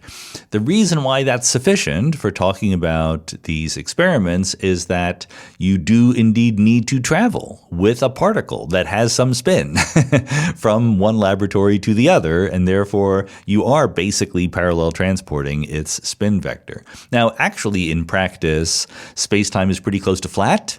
So it doesn't even really matter for this kind of thing. Often when you're hearing discussions about EPR, entangled particles and stuff like that, we just ignore the fact that space-time is curved because we're just doing a thought experiment. There isn't actually a guy named Bob living around Alpha Centauri who is measuring any spins. Lishan Aklog says, I recently heard Raphael Busso outline the cosmological many worlds paradigm that he and Leonard Susskind proposed in 2011. While I still find the clean Everett plus decoherence picture more compelling, their reliance on causal diamonds made me wonder how an observer's light cone constrains non-relativistic quantum mechanics. Suppose I measure the position of a single free non-relativistic electron, collapsing its wave function to something close to a position eigenstate. The wave function then evolves in a spreading wave packet according to the Schrödinger equation. Before I make a second measurement, say 1 second later, the packet's peak would lie along the classically expected path, but its tails would assign a tiny yet non-zero probability of detecting the electron more than a light second away, i.e. outside my light cone, and seemingly in conflict with special relativity's speed limit. What am I missing? Am I mishandling reference frames, space-time calculations, or something else? Well, so there's you've sort of provocatively mentioned this wonderful idea of Raphael Busso and Leonard Susskind, which also there was a paper about the same time by Yasunori Nomura, both of whom talked about are the many worlds of quantum mechanics the same as the cosmological multiverse? You will often hear people, including myself, say that they're very different ideas, right? Many worlds of quantum mechanics are I measure a quantum system, I get different answers, and right here in the room, there are now two different rooms, one where I measured one outcome, one where I measured the other, whereas the cosmological multiverse refers to regions far, far away in space where the local laws of physics might be very different. But if you think hard about quantum gravity, you might be able to convince yourself of the causal diamond view of how we should think about patches of the universe and what can be observed in them. Namely, if you think that there is a landscape, so you think that there is a possible cosmological multiverse with different metastable vacuum states where local laws of physics look different, then every individual vacuum state will have its own vacuum energy, its own cosmological constant, and that means it will have its own horizon size, because a positive cosmological constant implies a future cosmological horizon, including our cosmological constant that we have right now. So there's a horizon around us, or will be, of a few tens of billions of light years across. And that's all that you can see when you're inside. And there's a view about horizon complementarity, which is a little vague, but basically it says from the point of view of the inside observer, the whole universe is effectively what they can see inside the horizon around them, and degrees of freedom that they consider to be on the horizon. It's very much like saying if you're outside a black hole, from your perspective, what exists in the universe is the space-time outside the black hole and degrees of freedom that are on the horizon of the black hole. This was the beginning of the holographic principle in black hole physics. And complementarity says if you fall into the horizon, it looks like nothing special happens and everything is still three-dimensional. But as long as you're outside, all the information is distributed around the horizon. So if you apply that to cosmology, it's kind of saying that there isn't anything outside the horizon you can see, much less a multiverse of many, many things going on, okay? So does this mean there is no such thing as a multiverse? No, because inside your bubble, you can have a quantum mechanical probability to undergo a phase transition from one vacuum to another. And in the Everettian language, this would be saying that the wave function of the universe right around your location is a superposition of different possible vacuum states. It's much like the the cosmological multiverse, except it's all right here in your backyard. It's saying that your wave function is a superposition of every possible vacuum state. There's a multiverse right here within a single observable patch. Of course, two different branches of the wave function, the size of the observable patch will look different, but the whole shebang is basically both an Everettian many worlds and a cosmological multiverse. Okay, so that's just a fun little discourse. I wrote a blog post about it at the time. It was one of those things I was kind of sad I hadn't thought of it myself. It was a very good idea. We don't know enough about how to talk about horizons and the cosmological multiverse to make sure that it's correct, but it's an intriguing possibility. Anyway, you're actually asking a question, Lishan, about light cones and quantum mechanics, right? When you measure a particle, what does it sort of leak outside of its future light cone a little bit and give you a tiny yet non-zero probability detecting the electron outside of its future light cone? So I think part of the issue is that you're trying to ask these questions in the context of non-relativistic quantum mechanics, but you can't. You actually have to use the relativistic quantum mechanics if you care about what happens outside the light cone. After all, if I use Newtonian gravity as an approximation here in the solar system, which I'm allowed to do, it does naively predict that as the Earth moves around the sun, there is a measurable change in the gravitational field infinitely far away right away. Right? Now, we know that's not true. It's outside the approximation. Okay, you actually have to use general relativity to find out what happens. Likewise, here you have to use relativistic quantum field theory to figure out what happens. But what does happen is a little subtle, and I think that it's hard to really wrap our brains around until we make peace with it. There is a non-zero probability that the wave function of a particle, even in relativistic quantum mechanics, if it's a massive particle, there is a non-zero probability of quote-unquote detecting it outside the future light cone. Why do I say quote unquote? Well, because you're dealing with quantum fields, and when you detect something, you cannot uniquely say, I detected this particular particle. The reason why we think that particles are identical particles is because they're really all vibrations in the same underlying quantum fields. And if you do the calculation of, okay, I measure a particle and then I watch its wave function spread out, there will be an exponentially suppressed but not zero probability to detect it outside the future light cone. But it is so exponentially suppressed, it is so tiny, that you can't really distinguish detecting that electron from just measuring the vacuum and detecting an electron. As we were talking about before with the Unruh effect and the Hawking effect, it is a feature of detecting quantum fields that even in empty space, you have a non-zero chance of detecting something. I guess I didn't say this explicitly in the discussion of the Unruh effect, but even if you're not accelerating, okay, even if you just have a detector in empty space that is just sitting there, the definition of the vacuum state is that there are no particles. So you might think, if I turn on my detector, I will never detect a particle. But when you turn on your detector and let it do some detecting for a while, you're never measuring the whole vacuum state all at once, because the whole vacuum state is infinite in extent, right? You're measuring some finite region of space and time. And what that means is you're not measuring the whole vacuum, you're measuring some little piece of it, and that is not guaranteed to have no particles in it. This is one of the weird things about quantum field theory. The whole universe has no particles, but if you confine an observation to a subsystem, you can see particles, right? This is just weird quantum mechanical stuff that you have to learn to deal with. So anyway, the short answer is you can't send signals, you cannot reliably translate information by measuring a particle and letting its wave function spread out.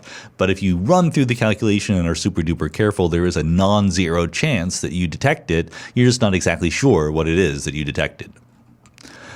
Rizard Cherminsky says, I started listening to your podcast a few months ago and I really enjoy it. What is your take on modifying current Byzantine U.S. tax system and moving away from an income-based system toward a Pigouvian-style taxes? In simple terms, do not tax what is beneficial, e.g. incomes, instead tax what should be minimized, e.g. energy and finite resource usage. As I see it, benefits of this change would be too many to list here, one very obvious being radical tax collection simplification. Well, I think I haven't really thought about it enough to give an expert-level opinion, but my feeling is I would mostly be against it. I think that some Pigouvian-style taxes are appropriate in certain circumstances, sometimes called sin taxes, because you're taxing people who are sinning in some moralistic framework. But it's tempting. It's tempting to say, like, let's figure out what are the bad things that people do and put taxes on those kind of expenditures rather than just on earning money, which is supposed to be good. The problem is, number one, who decides what's good and what's bad? You know, some people might want to tax drinking wine. Some people might want to tax taking a vacation. Some people might want to tax betting on sports. And of course, all these are worth taxing. You can tax them. But people's feelings about how sinful and bad they are might be very different from each other. Some people are going to think that exploring for new oil fields is a good thing. Some people are going to think it's a bad thing. And it's certainly very subject to abuse, right? If you're under a government that has very different moral priorities than you do, and all of your taxes are based on that kind of thing, you might find yourself in trouble. I don't see why it would be radical tax collection simplification. I think that the level of simplification of a tax system is more or less independent of what kind of taxation it is, because no matter what kind of taxes you have, you can always complicate them. You know, income taxes, in principle, are the simplest thing there is. You tell me your income, I read off a table what percentage of taxes you have to pay, right? The reason why they're complicated is because there are all sorts of other taxes and ways to get around the taxes, things that are deductible and exemptions and things like that. And, you know, you can claim losses if you're a business. That's why it's all very, very complicated. Certainly the U.S. tax system is far more complicated than it needs to be. And it's almost a principle, it's a folk theorem, that the more complicated the tax system is, the easier it is for rich people to find loopholes and not pay their fair share. That's what often actually happens. So I'm all in favor of simplifying the tax system, but I think that, you know, taxing wealth and income are the most straightforward things to do, and maybe some occasional additional taxes on things we think are really bad. Mark Kumari says, my question is on a comment you made at the end of the interview on Piers Morgan. You mentioned here and other places that time can potentially be infinite in both directions. If that is true, doesn't that lead to all sorts of problems, like everything that can happen happens an infinite number of times, recurrent universes, and the problem with Boltzmann brains? Well, I mean, the short answer is we don't know, okay? But it's certainly not necessary that all of those things happen. You know, so one thing is, it is not true that even if time goes forever, everything you can conceive of will happen. The example I like to use is the set of all even numbers is infinitely big, and it extends both infinitely far into the bigger numbers and to the more negative numbers. And yet, you will never hit an odd number when you march up through the even numbers, even though there's an infinite number of them. There's no logical connection between an infinite number of things happening and everything happening, okay? In the context of cosmology, this means you have to be a little bit more specific about what actually does happen according to the laws of physics. And the very rough guide here is, are you imagining a theory of everything, if you like, where there's only a finite number of possible things that can happen, or a theory where there's an infinite number of possible things that could potentially happen? If you have a finite number of things that can happen and an infinite amount of time for them to happen, then roughly, yes, you do have a certain number of things that happen and you cycle through them over and over again, and you would indeed have a Boltzmann brain problem. But if there's an infinite number of things that could happen, then even given an infinite amount of time, you might only sample some of them, and you might certainly not sample them repeatedly over and over again. There's no reason for that at all. So it comes down to building an appropriate cosmological model that avoids these problems you're mentioning. I'm going to group two questions together. They're both medium long, so hang in there. One is from Steve, who says, it seems a philosophical concept per Ludwig Wittgenstein and others that language does not have any deeper significance, that words do not stand for something other or more profound, but can only be defined by how they are used, as opposed to the notion per Plato that words and language stand for some deeper essence, something beyond themselves. It seems that this idea is what is at the core of the language of AI. Words follow words in customary order due to their customary use. This leads to two conclusions. Number one, language may not be such a magical and intelligence-defining phenomenon separating mankind from the rest of the universe. And two, AI general intelligence may be closer than we think. Is this possible? And then Armchair Epistemologist says, to what degree do you think language is fundamental within our brain's internal representation of the world? Do you think that without language we'd not be able to have a full human-level intelligent representation of the world? Or is it more accurate that language is just a system for communicating these representations? The implication here being that if language is more fundamental than we might assume, maybe LLMs can come to some degree of a real model of the world, contained within their parameter weights somehow.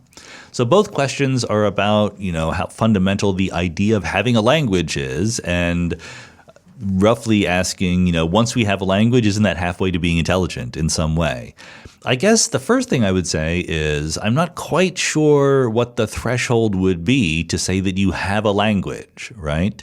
Certainly other species of animals communicate with each other. They even communicate symbolically in some way. What they don't seem to do, and I'm not an expert here, but what they don't seem to do as far as I know is have sort of modularity and the kind of subject-verb grammar that we human beings have. So it's one thing to communicate symbolically. That is to say, like birds can have different kinds of chirps that convey different meanings to other birds, even though they're not directly representing, they're not directly picturing what it is they're trying to say, but they just have different sounds that convey different meanings, okay? That's a step toward language, but it doesn't have the general purpose power that a true grammar can have. They don't have an infinite number of sentences that they can intelligibly make out of their chirps, again, as far as I understand. But I can imagine a continuum from just having some chirps to having a full-blown grammatical language, so I'm not exactly sure what counts as having a language in this context. As far as the LLMs are concerned, though, sure, even if you believe, and I'm not sure it's completely believable, but even if you believe that, well, let's back up a little bit. Think about what Wittgenstein is trying to say, okay, where he says that words are, the meaning of a word is its use, right, rather than some abstract connection to some fact of the matter outside. You can't exclude the fact that there are facts of the matter outside.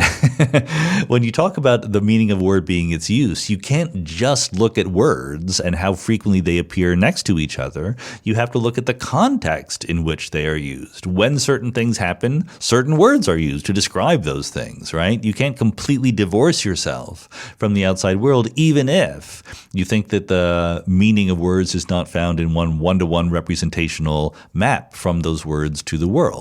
And indeed, I think that latter point of view is very compelling, especially because lots of words are just sort of grammatical words that don't map on right to the world. Like, what does the word "the" map onto in the world, right? It's sentences maybe that map onto the world, and even those often are just sort of interacting with other sentences. But still, there's an interaction with the world at some point, okay? And that does really matter. So I think that both things can be true, that words get their meaning from use, but also what you mean by use has to include the context in which you are speaking those words. To the other issue of whether this means that AIs or large language models might be closer to being intelligent than maybe we thought, I think that it's absolutely crucial to remember that large language models are trained on the corpus of texts written by human beings who have interacted with the world, right? The fact that large language models can manipulate sentences and sound convincing is completely parasitic on the fact that they are trained from human beings who have been in the world and been interacting with it. And so it does not at all make me think that one fact all by itself provides to me essentially zero evidence that large language models are close to general intelligence. They're just remixing things that human beings have done. Of course, you might want to dig into the fact that, once you have had enough training on enough things that human beings have done, does that count as general intelligence? That's worth thinking about. But just the fact that words are get meaning from their use is, I don't think, nearly enough to get you there. Donald says, are you using ChatGPT or other such AI tools? And if so, can you share your use case and experience?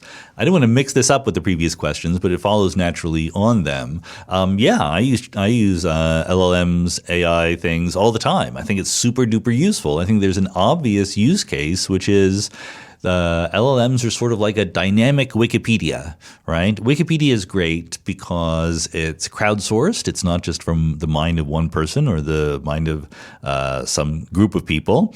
It's constantly growing and evolving, and you just look things up and get a lot of knowledge. I love Wikipedia, and I've always defended it. It's not 100% reliable. It's much more reliable, Wikipedia, than it used to be, but it's still never going to be 100% reliable. So it kind of teaches you to be careful when you are using this particular resource, even though it's very useful. I think that LLMs are very, very similar to that. The great thing about LLMs, though, is they're trained on everything, and they can sort of mix and match in ways that Wikipedia doesn't do, because Wikipedia is basically just static. So maybe you're interested in, I don't know, what was the view of Queen Elizabeth I about the French. What did she think about the French? I have no idea whether she had any actual thoughts about the French, but the point is, I could go to Wikipedia and look at, Queen Elizabeth's entry and hope that there's some mention of that in there. But maybe there is, maybe there isn't. Wikipedia can't anticipate that that is precisely the question I want to ask. Whereas if I just ask ChatGPT, it can give me the answer. And the reliability of that answer is very, very closely correlated with how common this set of thoughts is within the corpus on which the LLM has been trained. So if you're not trying to trick it and you're trying to talk about something, you're asking about things that other people certainly know and have talked about, then the reliability is relatively high. At the edges of knowledge, if you're doing research as an academic, pushing things beyond what people have frequently talked about before, that is precisely where the LLMs become much less reliable, and you have to actually use your brains, okay? So I use ChatGPT for learning about things that other people know very well. Learning new math things or physics things that I might have forgotten. It's useful for things like, what is the variable that we use to denote this quantity? When you're writing a book, that's a super useful thing to do. Like, I remember that resistivity has a letter associated with it, but I forget what it is. ChatGPT knows that right away. It's easy to find. Not to mention, sort of more elaborate versions of this remixing ability. You can say, here are the ingredients I have in my refrigerator. What is a good meal I can cook out of them? And Wikipedia will never tell you that. But again, it's if a meal like that is not necessarily directly in the corpus of training data, but at least things like it are in there, and then the LLM does not have to extrapolate too much, that's when it's on firm ground, and that's super duper useful. Jamie asks a hypothetical question. There is a gigantic existential geopolitical threat to the free world, something on the order of World War II. If you got drafted, maybe you'd go fight as a grunt or recruited to help work on a modern Manhattan project. But would you participate in a large physics disinformation campaign, well-funded, lots of professors with the goal of making our enemies misunderstand important experiments and theories and waste time, energy, and money? The plan would aim to really muck up the academic pursuit of knowledge. It would leverage your trustworthiness as an academic and public intellectual and exploit science as a social form. So I think there's a couple things going on in this question. It's an intriguing question. It's a good one to ask. One thing is I can't actually imagine the scenario, right? I can't actually imagine a scenario where I, as a scientist, could try to mislead the enemy by making incorrect statements about science. I mean, if the enemy, whoever they are, is worth their salt, they're going to do their own physics experiments, and they're going to try to learn things as much as they can. They're not going to be fooled by propaganda from the other side trying to tell them that E equals MC cubed or whatever, right? So I don't quite imagine that there is a scenario in which this particular dilemma becomes real. Of course, you can nevertheless say that thought experiments like this are useful for stress testing our beliefs, right? How much would you be willing to sacrifice your kind of honor and devotion to the truth and things like that for the case of winning this battle in this hypothetical existential threat? In principle, yes, I see the worth of this kind of thought experiment. In practice, I think that they do as much harm as good, because you think that you are stress testing your beliefs under, extreme conditions, and that might help you clarify what those beliefs are.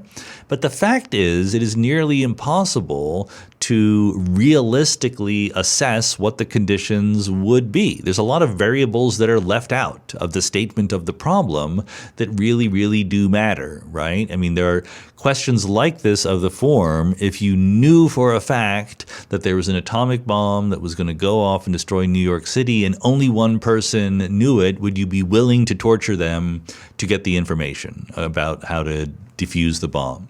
So that's just assuming a whole bunch of things which I don't think are true. Like, how do you know for sure that there is a bomb under New York City?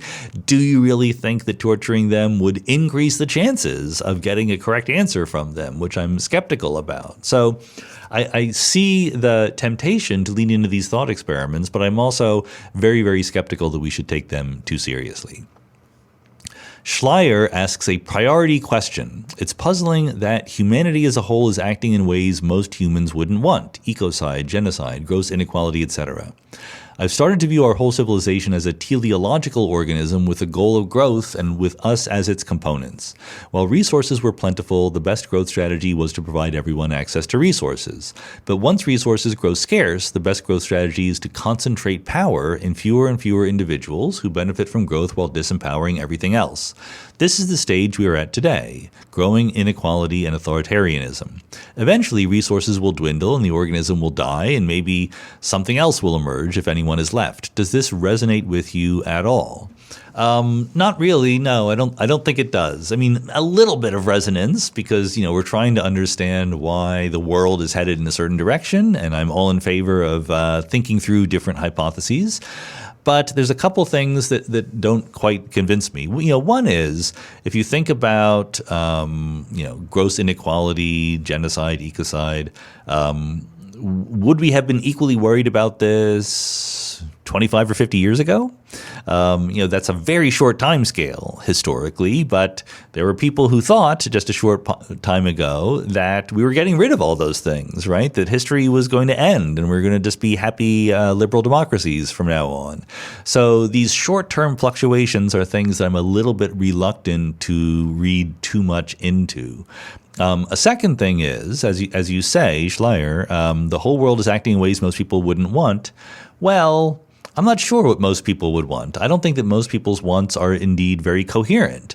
Like, maybe they don't want ecocide or gross inequality, but maybe they do want cheap gas, and maybe they do want, the ability to get rich quick through some scheme, even though those sort of go hand in hand with ecocide and gross inequality or whatever.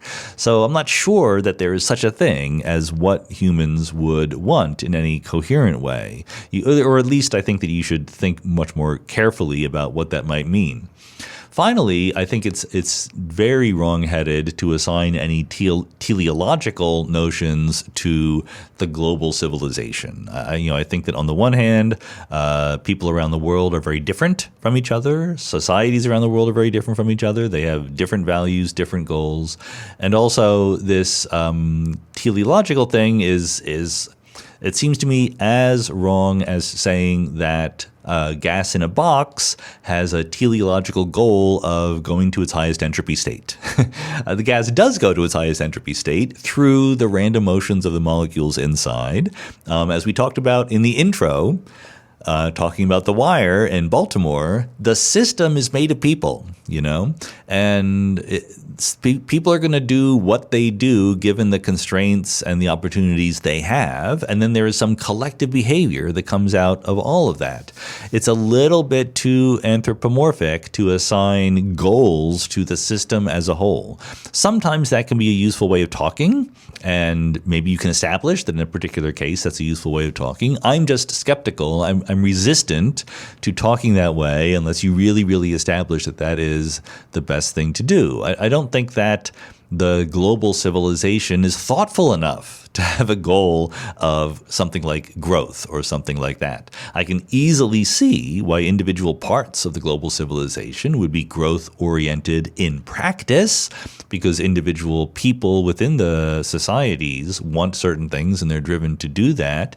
But they can also, in practice, decide to step back a little bit, right? Sometimes they do. So I think that it's a little bit of a cop-out to assign that level of agency to civilization as a whole. Owe asks a question with minor spoilers from the TV series The Expanse, and likely the books, although I haven't read them. Owe hasn't read them. I've actually read them, so I'll ask you. I'll answer this question from a rare position of knowledge about a literary work. In The Expanse, a sufficiently advanced alien race disables nuclear fusion, causing issues for the characters whose ships use fusion-powered reactions for thrust. Putting aside the realism, would such a no-fusion field have any effect on anything at the planetary scale, such as for living creatures? Short answer is no. The only effect it could have is if you aimed it at the sun. If you didn't allow nuclear fusion in the sun, that would be very bad. That indeed would have dramatic effects. But here on Earth, there's no nuclear fusion going on to a very good approximation. There might be some extremely rare things happening that are almost completely ignorable, but there's no part of biology or physics here on Earth that reaches high enough energies for fusion to happen. As you can probably tell from the fact that it's really, really difficult for us to build fusion reactors. You know, I still hold out hope that maybe that will happen, but that electrostatic repulsion of two protons makes it very, very hard to aim two protons at each other and have them fuse together.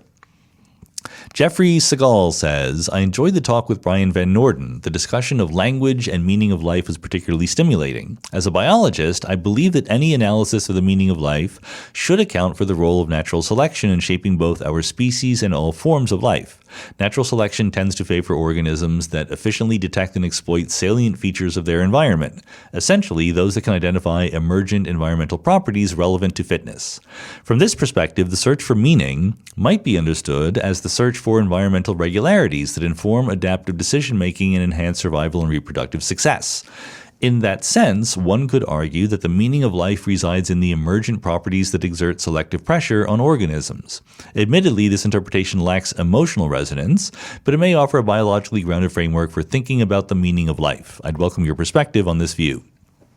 Yeah, I think that this perspective is not the one that I would share. I think that it is mixing together descriptive and prescriptive ways of talking about the world. When you talk about selection pressures and evolution and how that has guided organisms to have certain goals and certain ways of behaving, that's a description. That tells you what is happening here on Earth. But meaning in life, or mattering, or morality and ethics, all of these things are prescriptive. They are a different level of description. They're saying, okay, maybe evolution has guided me to want certain things. Should I want those things? Can I use my capacity for cognition and reflection to say, yeah, I'm sort of pushed in the direction of acting this way, but I'm going to think about it and decide that acting that way is not the right thing to do, okay? Or there's another way of acting that evolution doesn't want me to do, but I want to do it anyway because I think it's the right thing. Now, as I said before, I don't think that there are any objective moral standards out there that the universe gives us. Likewise, I don't think that there is any objective thing called the meaning of life or what it means for a life to matter. These are subjective things that human beings construct. But this temptation to go from what is to what ought to be is not only something that David Hume warned us about, it's something that the philosopher G.E. Moore called the naturalistic fallacy, to imagine that because something happens in nature, that it is the right thing to happen. I think that it's sort of intellectually okay to completely deny that there is any such thing as, quote unquote, the right thing to happen or the meaning of life. That would at least, I don't agree with that perspective, but I think it's a consistent, defensible perspective. What I don't think you can do is just say, well, evolution has given me these particular capacities for decision making that enhance my survival and reproductive success, and therefore that is how I'm going to find the meaning of life. If you choose to find a meaning in life and things like that, that's fine. But there's no logical necessity that that is how you should define meaning of life. There's a little bit more freedom in that for you individually. Devon Proctor asks a priority question. I've heard you articulate the Laplacian-Newtonian worldview as being that physics gives you rules to evolve a precisely defined system state deterministically forward or backward in time. The determinism of the forward evolution is intuitive to me, but I don't have the same intuition for why that necessarily holds backward in time. What are the conditions that preclude useful physics from permitting non-injective forward evolution rules? Is there anything that would be interestingly different in such a world with respect to entropy, arrow of time, etc., resulting from this sort of time asymmetry? Yeah, I think that things would be interestingly different. Someone like Tim Maudlin would actually be sympathetic to a point of view like that, but his view is very, very, very tiny minority among people who thought about these things, for the simple reason that doesn't seem, as a matter of fact, to be how the laws of physics work. There's nothing at all stopping me from imagining alternative laws of physics where I can go from the present state and evolve it forward in time, but I can't go backwards. Irreversible laws of physics. Indeed, that's what we have in the macroscopic level of the world, where entropy increases. But at the microscopic fundamental level, all of the evidence that we have is in favor of completely reversible laws of physics. Stephen Wolfram is another one who thinks that maybe the fundamental laws of physics are not reversible, and therefore maybe that helps us understand the arrow of time and things like that. But here's the thing. It's very tempting. I get the temptation to say that maybe there is something built into the fundamental laws of physics that picks out a direction of time, okay? But ask yourself, what would be the case if that were not true, okay? What if you had completely reversible fundamental laws that did not have an arrow of time? What would you need in order to have an arrow of time in the macroscopic visible world? The answer is you basically need two things. One is you need some kind of coarse graining. That is to say, you need some fact of the matter that what we can observe about the universe directly as agents within it is not the microscopic state that suffices to be determining what happens both in the future and the past. And secondly, you need a boundary condition at one end of time that entropy was low. Okay? Then, given both of those things, even with totally reversible fundamental physics, you will get an arrow of time. Guess what? Both of those conditions exist. They are correct. So there's no empirical reason why you need to think harder about where the arrow of time comes from. We know where it comes from, or at least we have a absolutely plausible picture of how we have an arrow of time, even though the fundamental laws of physics are reversible. And they seem to be, like I said, that seems to be what the best models of physics are telling us. So unless you have a complete overhaul of the Schrödinger equation and quantum mechanics and stuff like that, it's a much simpler view to have that it's really the boundary conditions and the coarse graining that give us time directionality, not the fundamental laws of physics. Jonathan Sirocco says, how do you think philosophically about your sports fandom? When people say that they totally switch their favorite team in a league, I find it impossible to relate to.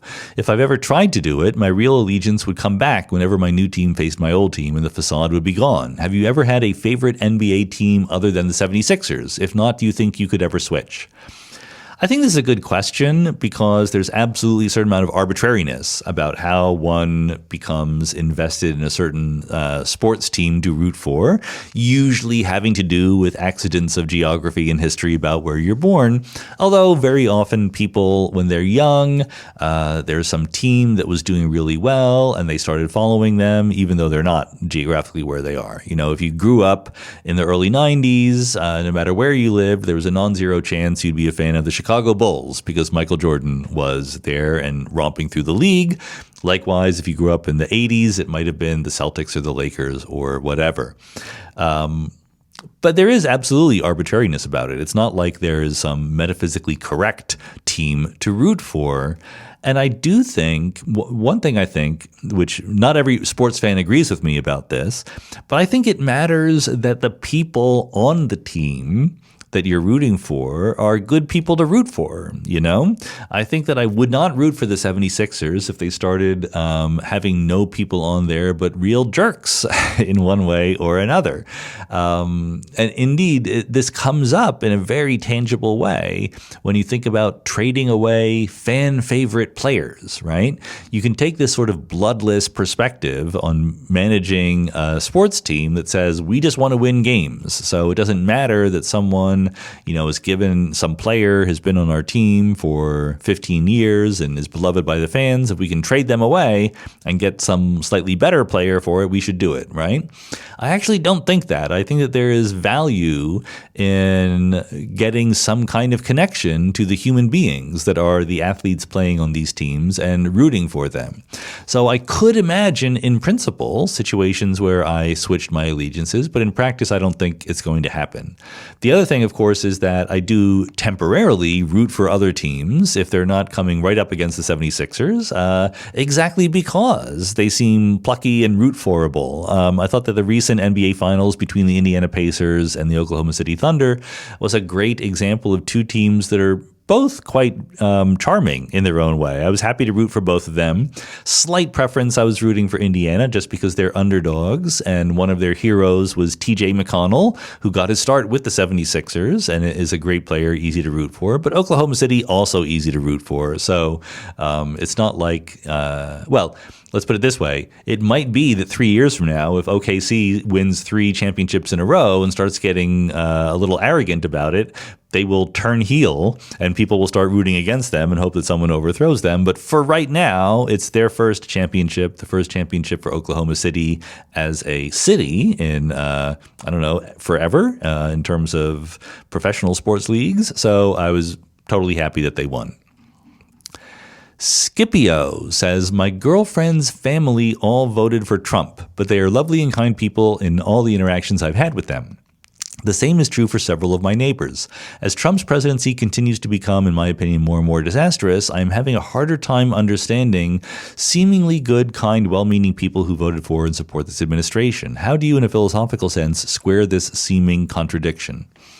I don't think it's that hard to square the seeming contradiction. I have plenty of people who I know who are very good people who vote for Donald Trump. And why do they do that, despite the fact that he is definitely doing bad things, which I think is objectively obviously true? Well, one thing is people don't always see everything that politicians do, especially in this particular information ecosystem we have right now. It's become very, very easy to only get a certain perspective on what is going on in the world. And that perspective can be very flattering to the people in power if that's what the channels and news sources that you follow want to give you, or very negative about them if that's what they want to give you too. So they might not know exactly how bad things are in certain places. The other thing is, forget about politics or information or news or anything like that, people are complicated. People can be simultaneously very personally kind and pleasant and charming and in favor of really terrible things in the world. So maybe they do know about the terrible things that are going on and support them. That is entirely plausible. I don't want to say consistent because it's kind of inconsistent. It's kind of an example of not living the values that you would profess, but it absolutely happens all the time. And there's different meanings to what it means to be good, kind, and well-meaning, right?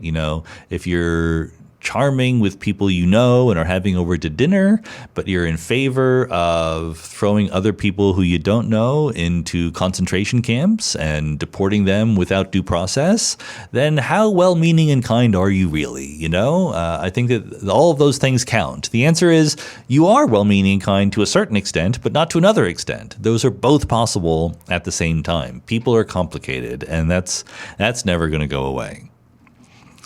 Christian, I'm sorry, Christian, your last name is beyond me to pronounce. I'm going to try it. Svitoyansky, but I think that those are the letters, but I'm not sure that I'm attaching the right pronunciations to them. Sorry about that. Says, light can be bent by the gravity of a black hole, so it travels in a straight line through curved spacetime. Does Earth go around the sun in a straight line through curved spacetime also? Surely not, because if I would shine a flashlight, it would not follow the same path as the Earth. Please help me understand the difference between massless and massive objects in such a scenario. Well, a tiny edit, I would say that it is not true that the light going around a black hole travels in a straight line or that the Earth travels in a straight line. They travel in geodesics, which can be thought of as trying their best to move on a straight line, but they don't move on a straight line because there are no straight lines in the curved geometry of spacetime.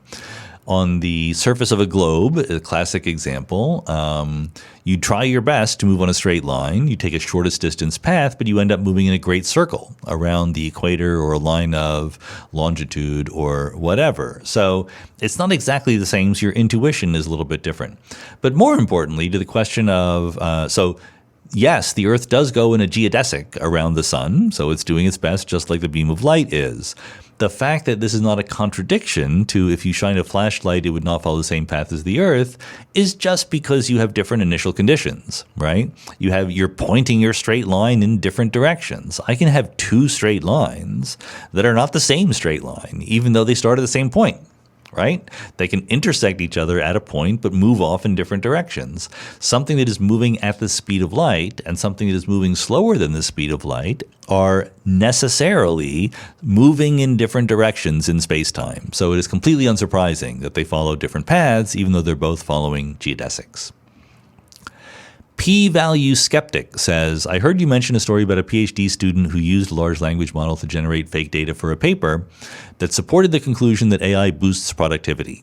What is your opinion about the open science movement and data sleuths trying to expose fraudulent academic research? Have you ever discovered fraudulent academic research yourself? I'm all in favor of the open science movement and data sleuths trying to expose fraudulent academic research. It's a little strange to me because in my specific subfield, number one, as a theorist, I'm not collecting data, so it is much, much harder to even imagine faking a paper, right? How do you have fraudulent ideas? You can have fraudulent data much more straightforwardly than you can have fraudulent ideas. And number two, my field is sufficiently small that, people read each other's papers and think about them. And it's not just, you don't rate people on how many papers they've had, but also if they're good, And I kind of think that that's what science should be about, not just quantifying how many publications you have, but actually reading them and seeing if they're any good. And therefore, there's not a lot of incentive to just crank out papers that are fraudulent in my world. I recognize that my world is not the whole world, especially, if you're a faculty, if you're a physics department at a smaller university that doesn't have enough faculty members to do every specialty, and you're trying to hire someone in an area that none of the current faculty members are experts in, which is a good thing. I'm very much in favor of that. You might have a tougher time judging whether or not a certain person is good or not, and maybe the sort of more quantitative but less judgmental criteria come into play. So there absolutely is an issue here. For me, it's just very weird to be so invested in trying to make a splash in science that you fake your data. Because the thing about data in science is that someone else is going to do it. It's going to be reproduced, right? If you say, oh, look, I have a new room temperature superconductor, as an example that came up not too long ago, it's not going to give you any credit unless someone else can make it. So if you have just faked it, that someone else is going to try to do it and fail, and then you look much, much worse than you would when you started. So the rewards of faking data seem to me to be very, very short-term in nature, and the downside seems to be very, very long-term and permanent and bad. So I'm not quite sure what is going through the minds of people who go this way. Having said that, have I ever discovered fraudulent academic research myself? Not directly fraudulent research. I have found on one or two occasions paragraphs in other papers that seemed eerily familiar to me because I realized that I had written them and they previously appeared in my papers and people just cut and pasted them into their papers. And I think that that's bad. Usually like it's a student, like a PhD thesis, and they're just trying to pad things out, and so they can cut and paste. Everyone has the LaTeX file for everyone's papers now, so it's not that hard to do. I recently found a paper, I mentioned it on Blue Sky. It looked like a good paper, at least a relevant paper to me. It was about something like about Boltzmann brains and finding yourself in the multiverse and things like that. So I started reading it, and it didn't quite make sense. And then I said, so I'm looking at like who wrote this paper anyway, and I didn't recognize the name of the author, and there wasn't any affiliation listed for the author. I Googled the author's name, and there was nothing. And then I became suspicious. I'm like, wait a minute, there's not that many people who care about these issues. I at least either know most of them or could locate their institution usually. They did, because the paper was on the archive, have an email address. And so I could look up the email address, and it was a Korean AI company. So I'm basically 100% sure now that that paper was written by AI and put on the archive, and it was just plausible enough that, I don't blame the archive moderators for not flagging it. It seemed pretty innocuous. The archive is someplace where you're supposed to be able to upload your papers more or less without too much of a barrier to entry, but they do ask that there's some barrier to entry. If the paper is obviously fake or obviously crackpotty, they will bounce it, but there's just too many papers for them to read them all carefully. And basically, they rely on the idea that if the paper is bad, it will just fall into oblivion. Okay, there's not a lot of harm done by a bad paper appearing on the archive. But the weird thing about this paper was it was clearly written by AI, but I don't know why. Like, I don't know what the benefit is. I presume someone is doing some experiment, right? Someone is wondering whether or not, obviously, AI papers can get attention on the archive and things like that. But the paper wasn't even that interesting, It wasn't like a dramatic new result. So I'm not quite sure what the motivation there was. Who knows? I think that we're going to see a lot more of things like that down the pike. Paul Gauthier says, in the May 2023 AMA, Trevor Morrissey asked if you would consider running a quantum universe splitter bracket to pick one more question to answer. That way, every question will get answered in at least one branch of the multiverse. Here's a link to all the questions submitted in this AMA, sorted based on true quantum randomness. So every permutation of the list will exist in some branch. You can simply find the first question you weren't planning to answer and then answer it too. This will ensure that you answer every question in some branch of the Everettian multiverse. Okay, I have done this, and if I understand correctly, I think that I did answer the first question listed in Paul's GitHub list, and I did not answer the second one, which I will try to do now. It's from Ben Lloyd, and it says, let me read it correctly. I'm a layman, and I'm very puzzled about this Boltzmann brain situation. I think I heard you say recently that models which predict Boltzmann brains to be the typical observers are generally somewhat unappealing to physicists. Is this true? Also, does eternal inflation or some other self-reproducing theory like your baby universe one help solve this problem? Compared to if there is no eternal inflation or reproducibility, if so, how? So the answer is that it depends a lot, as we mentioned a little bit before, on whether everything happens and there's only a finite number of things that can happen, in which case Boltzmann brains are almost certainly going to be part of those, and those would be bad. But you can avoid them, or at least avoid them dominating, if you live in a universe that goes on, either a universe that doesn't go on forever, or a universe that goes on forever, but in which not everything happens, because an infinite number of things could imaginably happen, and you only pick out a subset of them.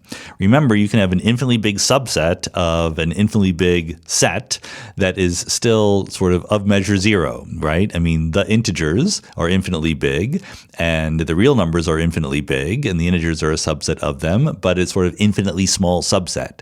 So if you have a cosmology like eternal inflation, for example, that under the right circumstances will keep going forever, but not just repeat itself over and over again, then at least you have the possibility that most observers who arise in that universe are what we call ordinary observers, ones who live in the aftermath of a nice, warm, hot Big Bang beginning, as opposed to being freak observers or Boltzmann brains. So if you are a Boltzmann brain, I'm not going to repeat the whole thing, but I wrote a paper on why Boltzmann brains are bad. If you are in a cosmology dominated by Boltzmann brains, you can't say anything at all because you have no reliable knowledge about the universe whatsoever. Therefore, scientists like to ask, can we come up with theories where Boltzmann brains do not dominate and that also fit the data? That is what people like me are trying to do. So I hope that worked. I hope I played by Paul's rules correctly. I found the first question I wasn't planning to answer, and I answered it. So in this universe, that one got answered, but somewhere else in the branches of the Everetti multiverse, different questions got answered. If it's all kosher, I'm not exactly sure. Stuart Haynes says, it is often stated that the universe is homogeneous and isotropic. I understand that homogeneous means the same throughout and that isotropic may mean the same in all directions looking out from a point. For example, something with various layers like an onion may be isotropic but not homogeneous. However, something that is homogeneous must inherently be isotropic. Am I missing something? Yes, yeah, it is not true that something can be homogeneous. That something that is homogeneous must inherently be isotropic. You can have situations where there is, for example, an electric field filling the universe, and the electric field points in the same direction, okay, at every point in the universe, and that picks out a direction. At every point, you can say, am I pointing in the direction of the electric field or perpendicular to it or whatever? But as long as it's the same electric field everywhere, it would still count as homogeneous, but not isotropic.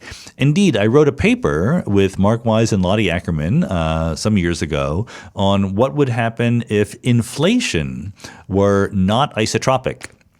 So you can imagine inflation happening at one rate in one direction of space and a different rate in the two perpendicular directions. And that would still give you a homogeneous universe at the end of it, but it would not be isotropic. And so we made predictions for the cosmic microwave background in that scenario. People have tested them. No evidence that that's how the universe actually is. Big Tuna says, if we compare how much matter was present in the early universe compared to how much we can observe now, do we have a rough figure for how much of the matter in the universe is already lost to our observation forever now due to expansion? I tried to ask ChatGPT. It gave a long, complicated answer I didn't really understand, but it seemed to be saying that most of the matter if the universe is already expanded beyond our cosmological horizon. I think you have to be very careful about this kind of question and understanding what it means to be lost beyond our cosmological horizon. Something that, are you thinking about a particle that exists forever? Or are you thinking about an event that is in space-time? If you're thinking about events that are in space-time, you don't need to worry about our cosmological horizon. An event, which is something that has a location in both time and space, it's not extended through time, it just has a moment of time. Everything that is further away outside our light cone, even if it's just, at the orbit of Neptune or whatever, that is undetectable by us now because it's further away than we can get to via the speed of light. So that kind of stuff includes almost all of the matter in the universe right now. But I think that what you mean is imagining that particles exist forever, right? That they persist over time. And then we're asking, are there world lines detectable by us? So again, there's still two things to distinguish between. One is, can you see evidence of the world lines of these particles by looking into the past? And then the amount of stuff that you can see in the universe only grows with time. It never shrinks, right? Because as we get older and older in the universe, our past light cone gets bigger and bigger. And every world line of a particle that used to be intersecting our past light cone still is intersecting our past light cone in the future, okay? So nothing is ever lost in that sense. When we're talking about being lost in the cosmological horizon, it's the second sense that we actually mean, which is that are there particles who right now we could decide, can we go chase them and meet up with them? And there are particles that have the property that if we had decided earlier, we could go meet up with them. But by now, the universe has expanded and they're further away and the expansion rate is accelerating. So now we can't reach them anymore. Okay, that is what most people mean by sort of being lost outside our cosmological horizon. Very, very little of the matter in the universe that is observable to us now is in that category. Okay, we haven't lost that much because expansion has just started. But accelerated expansion has just started relatively recently, cosmologically speaking. As time goes on, that's going to be a bigger and bigger fraction. But these are all cosmological timescales. I wouldn't worry about it as a personal matter. Thomas Henry says, if all motion is relative, in what meaningful sense can we say that a ball is spinning in an otherwise empty universe? And what's the difference between a spinning ball in the universe and the universe spinning about a static ball? So it's not true that all motion is relative.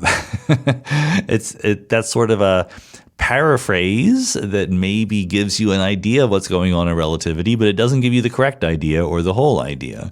The correct thing to say in relativity is there are no preferred locations in space, and there are no preferred velocities in space. There's no rest frame with respect to which a particle can move, so you can say its absolute velocity is a certain thing. There is something that is not relative, such as acceleration. There is a standard of acceleration. You can tell the difference between not accelerating and accelerating, right? You can feel that if you're in a rocket ship. It's something you can measure, unlike your velocity. If you're sealed inside a rocket ship, you can't measure your velocity with respect to the universe, but you can absolutely measure your acceleration.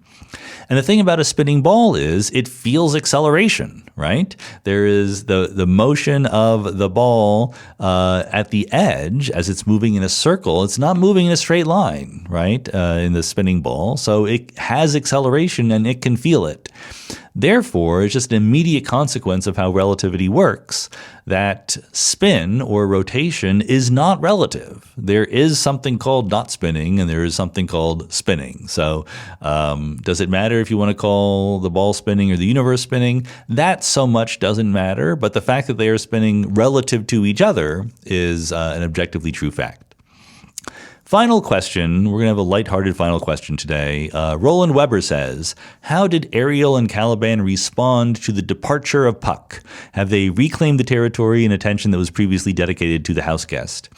They basically have. Yeah, I mean, it's an interesting thing. Puck had a room in the house, and the Ariel and Caliban basically didn't even want to go onto the floor of the house that contained that room, even if Puck was behind the door. Like they didn't want to deal with it, and they didn't.